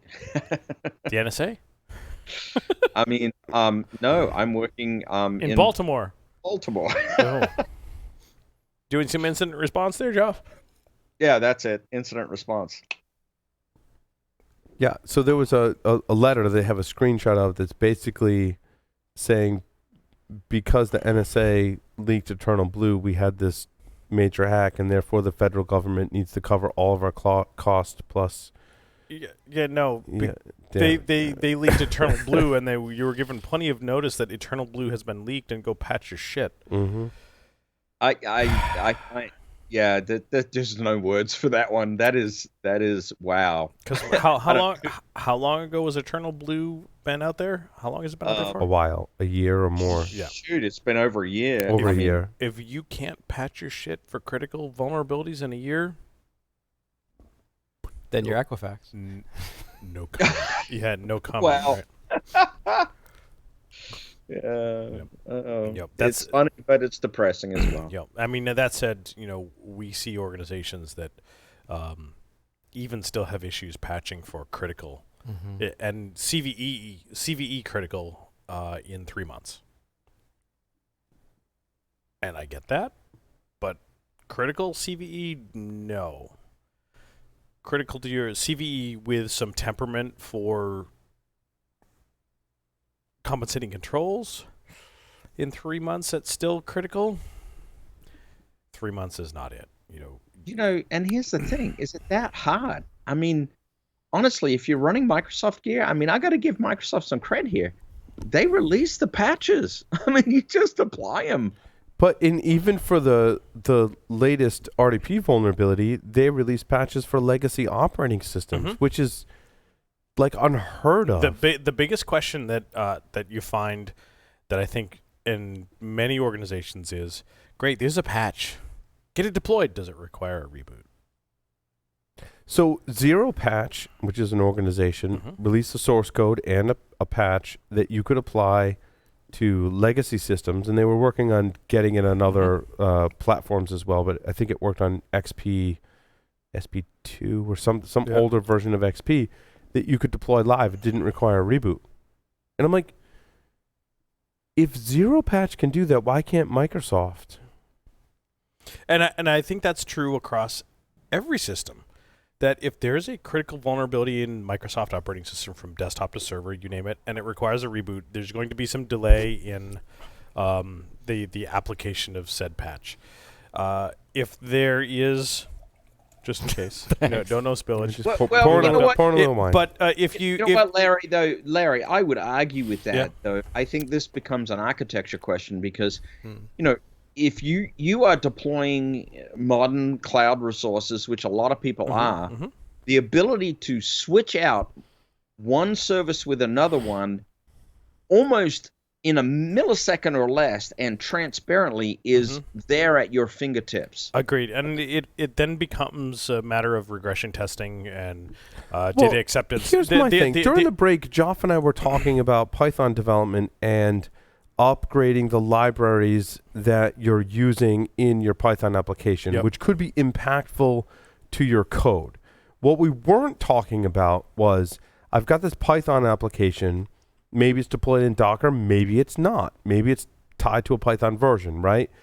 We weren't talking about what version of Linux operating system the Python code is running on. Right. Conceivably, and listeners will weigh in on this, right? But in my experience, which is somewhat dated in this aspect, if you've got a Windows application that's running on a Windows operating system, and I apply a patch for the remote desktop services, why would that affect my application? If it does, that's a really, in my opinion, really poorly written application that is so dependent on an operating system level patch. Or is it just a difference in the operating systems? Even still, a patch to, let's say an organization is not rolling out the RDP patch because it could break an application. Why would a patch to an administrative function break an application? Yeah, well, so, again, there may be applications that use RDP and all that stuff. Exactly, applications that use RDP, application as part of the RDP thing that is patching a core library used across multiple functions. We saw that many, many times back in the day. Yeah, there was a patch for Outlook, yet many people didn't patch it because we don't use Outlook, yet it was also a core library that infected Internet Explorer, which was getting exploited in the wild many, many years ago. That type of thing. To me, something's broke. Like software in today's day and age, in my mind, should not be that fragile. But my point, Paul, was that's irrelevant. Because your ability to swap out an image and replace it with another one is like millisecond instant now. Yep. You shouldn't really care. I agree, but in the Windows world, that's not necessarily the case. Right. In a lot of circumstances. Look, cloud and Linux, totally agreed, Joff. In a Windows platform, I may have that one physical PC connected to that one particular application or hardware application, right, that is running that software. That they're like, well, you can't upgrade because if you upgrade it, everything's going to break. And is software today still that fragile? Yeah. And I will take that to the networking part, Joff, is if you all of a sudden have this critical Cisco vulnerability that we were talking about at the break, you now need to upgrade the version of the operating system on your core internet routers or your core internal routers. Yeah, look, that's a whole different problem. I don't used argue to- that it and is. look, I don't want to like make people feel bad that are in that situation as an administrator or a developer either.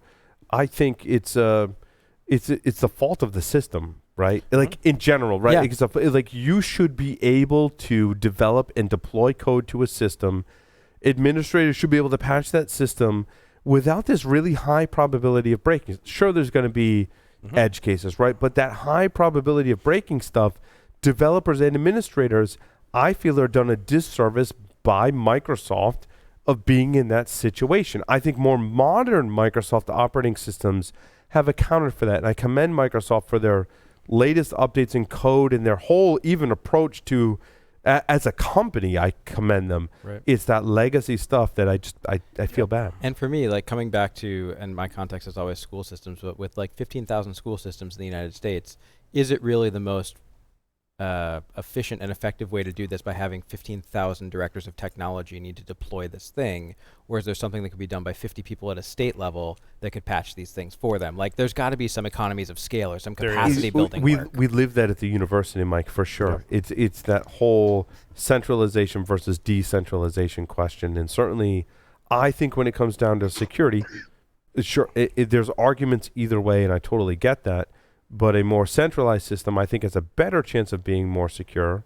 However, you could be more vulnerable at scale in a centralized system than Right, decentralized. Certainly, Dan Geer had a lot of, papers on that, which I totally respect. But I think if you fast forward to today, your notion of 15,000 versus 50 is very relevant, especially as we talk about deployment to the cloud and DevOps. Yep. I think there's a push towards centralization being a lot more secure. Yep. And then the question also becomes, now you spin that a little bit, I think that conversation we frame sort of to the medium to large to Fortune 50, Fortune, you name it. But how do SMBs deal with it? Right. With that? Right. Yeah. Like I think about from my perspective, like as a small to medium business owner, I have a couple of web servers that are not monetized, but they're a blog that could be monetized. And I think about that as being a small business owner, one blog, one person. You know when the last time I've updated that shit was? I can tell you the last time I applied patches for WordPress on my own hosted installation, and that was over 2 years ago. I agree, Larry. Even if you're in, I don't think we should look at the cloud and newer technology as kind of like the utopia of security, right? To your example, right? We certainly use a lot of that technology here. It still requires some due diligence on the part of the business owner to make sure that that stuff is updated. The longer you wait, the worse the problem gets, even if you're in the cloud in that situation. But it's still, I think, worse if you're on premise, right? And retailers have that problem because I think they almost have to have some type of on-premise device, right? I mean, even if it's still in the cloud, like there's still something that physically has to friggin' swipe the card because the consumer is in the physical location that has to swipe the card. Right. It's true. More stories. The crypto miner that kept coming back? What? Yeah, so basically they were abusing credentials. I mean, this, I think, speaks near and dear to your hearts as pen testers, right? You can go to great lengths to try and secure your systems. The lowest common denominator, as we've talked about in education, as we've talked about so much, especially this year, about security, it comes down to identity and access management. And that's really where it fell down here, was the crypto miners could come back because they were essentially just brute forcing the password. Right? Yeah. There is an article about getting rid of passwords in the show notes as well. So was it the 8 best ways to get rid of passwords? They talk a lot about different, or talk about a lot of different technologies, I should say, from Microsoft, Duo, Ping, Secret Double Octopus, which is one of my favorites. Have you heard of? I haven't heard of that one. It's a Israeli startup that is in the identity and access management or identity space. What I love about Secret Double Octopus is they have a patent on if you've got an older smartphone that doesn't have biometrics and it has a camera, you can take a picture of your 4 fingers and it'll read your fingerprints from it and authenticate you that way. I did a briefing with them, and fantastic company, great people, awesome technology. But the thing that stuck out to me in my mind, and the briefing was, probably over a month ago now, was that they had the patent on that technology. And I thought that was really cool, because you would think about like a school system or even a large enterprise that has 50,000 users, you might have a user that doesn't have biometrics on their phone, and like, what do you do? Right. And it allowed them to use their technology without a password to authenticate, based on the fact that I physically have the phone, right? Like, that's a thing. You can also, in Secret Double Octopus, because I did a demo with them, you can also enable I don't know how to phrase it, but like the telemetry of the phone? Thank you, Mike. The telemetry around the phone, how the user holds it. That you can turn that on and off, but they can include that as kind of like basically like a shit detector. Like, if someone's holding the phone differently from the way you normally hold the phone, or if it's flat on the table and they're doing something that way, they can ask for further authentication. But one of the factors is I take a picture of my 4 fingers and it validates my fingerprints, which I thought was really cool. Nice. And it just stores those as a hash and then looks at it through those over time. Pretty much, and it relies on the secure storage inside of your smartphone, which, I mean, there have been vulnerabilities but again, I think we come back to probability, and I pick on this certainly with multi-factor authentication, that and especially the biometrics, and I think it was Heather Mahalik that first pointed this out, that like, she was like, Paul, look, like your fingerprint, like, it's not really your fingerprint once you get on the phone. Remember, phones are computers, and it's just a bunch of zeros and ones. It's a hash. Like, and so, but it's stored in the secured protection. Qualcomm has had some issues with vulnerabilities there. But again, the probability that an attacker is going to go to those lengths, again, still something you should look at. But I think that a lot of the getting rid of the password, I think, is so much a step in the right direction to more security.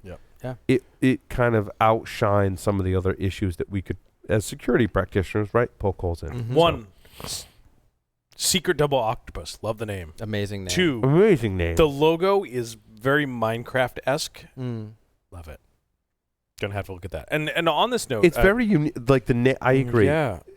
On a tangent here, right? The name and the logo, I was like, that's really cool. Really cool. Yeah. Badass. So, speaking of which, and I want to propose this, there was the question earlier in the YouTube comments about password manager for kids. Ooh. Let's talk about it. It's a good one. Like, what do you recommend? And I'm like, oh shit. I use LastPass. But for kids, for kids, for kids. So I only know one tech department in the entire state of Rhode Island that uses a password manager, which is crazy. Yeah. But they do, and they do a great job with it. But they only use that on their tech department team. So not even the teachers are using it yet. But how do you get students? But how do people get by without a password manager? So what they do is, by having terrible passwords is the answer to that one. But to your point of like, how do kids do this? So everyone basically uses Google, and Google, they use OAuth to SSO into everything else. But that Google password is still often terrible. And they're not enabling 2-factor on Google. No. Which is good. Right. I mean, the it's not good that 2-factor is they're not good. using it. The fact that there is 2-factor is good. Yeah. Google's 2-factor is good. So I keep my Google credentials outside of LastPass, and I enable I have a unique password for my Google account. Right. And inside of Google, I require a physical token. To access that. However, Google, being like user friendly, if you like don't have your 2-factor, it automatically defaults to any other second factor. So it'll SMS your phone, it'll use Google Authenticator, and or you can do SIM swapping, and then you're in a lot of trouble because you get your SIM swapped. SIM swapping is an issue. I agree. But less so for schools. But I think to your question, the specific one I see a lot of districts using is I'm forgetting the name of it, but essentially it creates a unique QR code for each kid.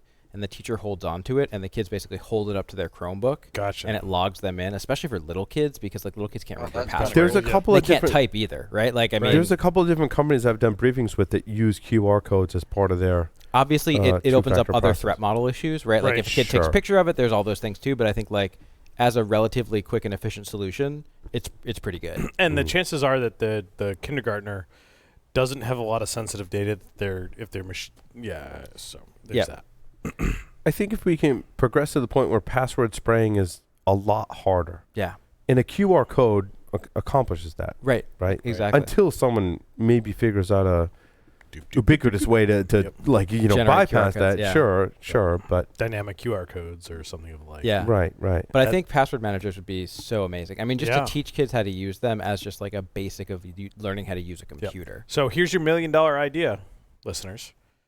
Password manager for kids. 100%. Or even a great Password manager for kids that can scale to when they grow to adults. Yeah. in kind of like an Apple model of getting kids in school into your technology. Yep. If you have a password manager today, make it available for free and promote it Yep, to yep. educational institutions today, so that when they're going through school, I know I use XYZ password manager. When I Yep. graduate and go to a job, and you have an enterprise version of that, which Mm-hmm. all of them, I mean, Yep. almost all of them do, right? That's the one I'm going to go with. This is the long con, as it were.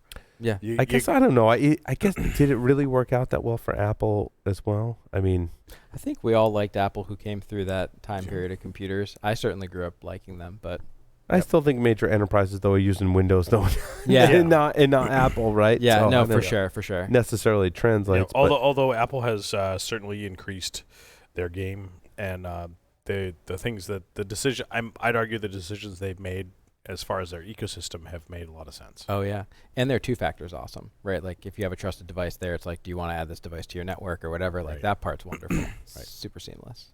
yeah, the schools I think suffer from if you've got a Google like an G Suite account or whatever Yep. the equivalent education is. Yep. The management of those devices is a complete nightmare. Like you can manage devices in Google's ecosystem, but it's a nightmare. Well, you know what's really interesting? It's actually, in terms of IT spend, way easier to manage Chromebooks because you're effectively managing browser extensions. You're not managing a ton of like independent machines. Sure. So you can just push extensions to machines. Your like, so- browser is your operating system Exactly. at that point. Yeah. So like you lose obviously a lot of functionality because you can't do a lot of really cool stuff with like video editing and that kind of stuff because it all has to happen in the cloud and there's a lot of latency. But like, yeah. Yep. The interesting one that I'm looking forward to for my oldest daughter moving into middle school next year, there's an ice cream social in August, and that ice cream social is the day they pick up their Chromebooks for school. Yeah. And I think that's awesome. And then the question is, all right, it's a Chromebook. It uses Google services. How do they get access to Google services? Because my daughter has had a Google account since the day she was born in the hospital. Mm. Like we typo squatted or we domain squatted that email address because Brilliant. of that. Literally the day she's born. I did that for my daughter with Proton Mail. to She's get her right, Proton Mail. yeah. she's literally had that account since the day she was born. Yep. Like, we were in the hospital, 2 hours of sleep. I'm registering accounts. Yep. And can she use can she use that account? Yep. Can the school support that account? No, it's a separate And account. I don't think you want to School- touch and- that. yeah. Yeah. And then schools the have a separate yep. account because I like yep. m- And my then the kids que- and too then the have question- had Chrome. Like I bought them Chromebooks basically because I knew they were going to be using Chromebooks when they Yep. got to a Yep. certain point, so they knew how to use them.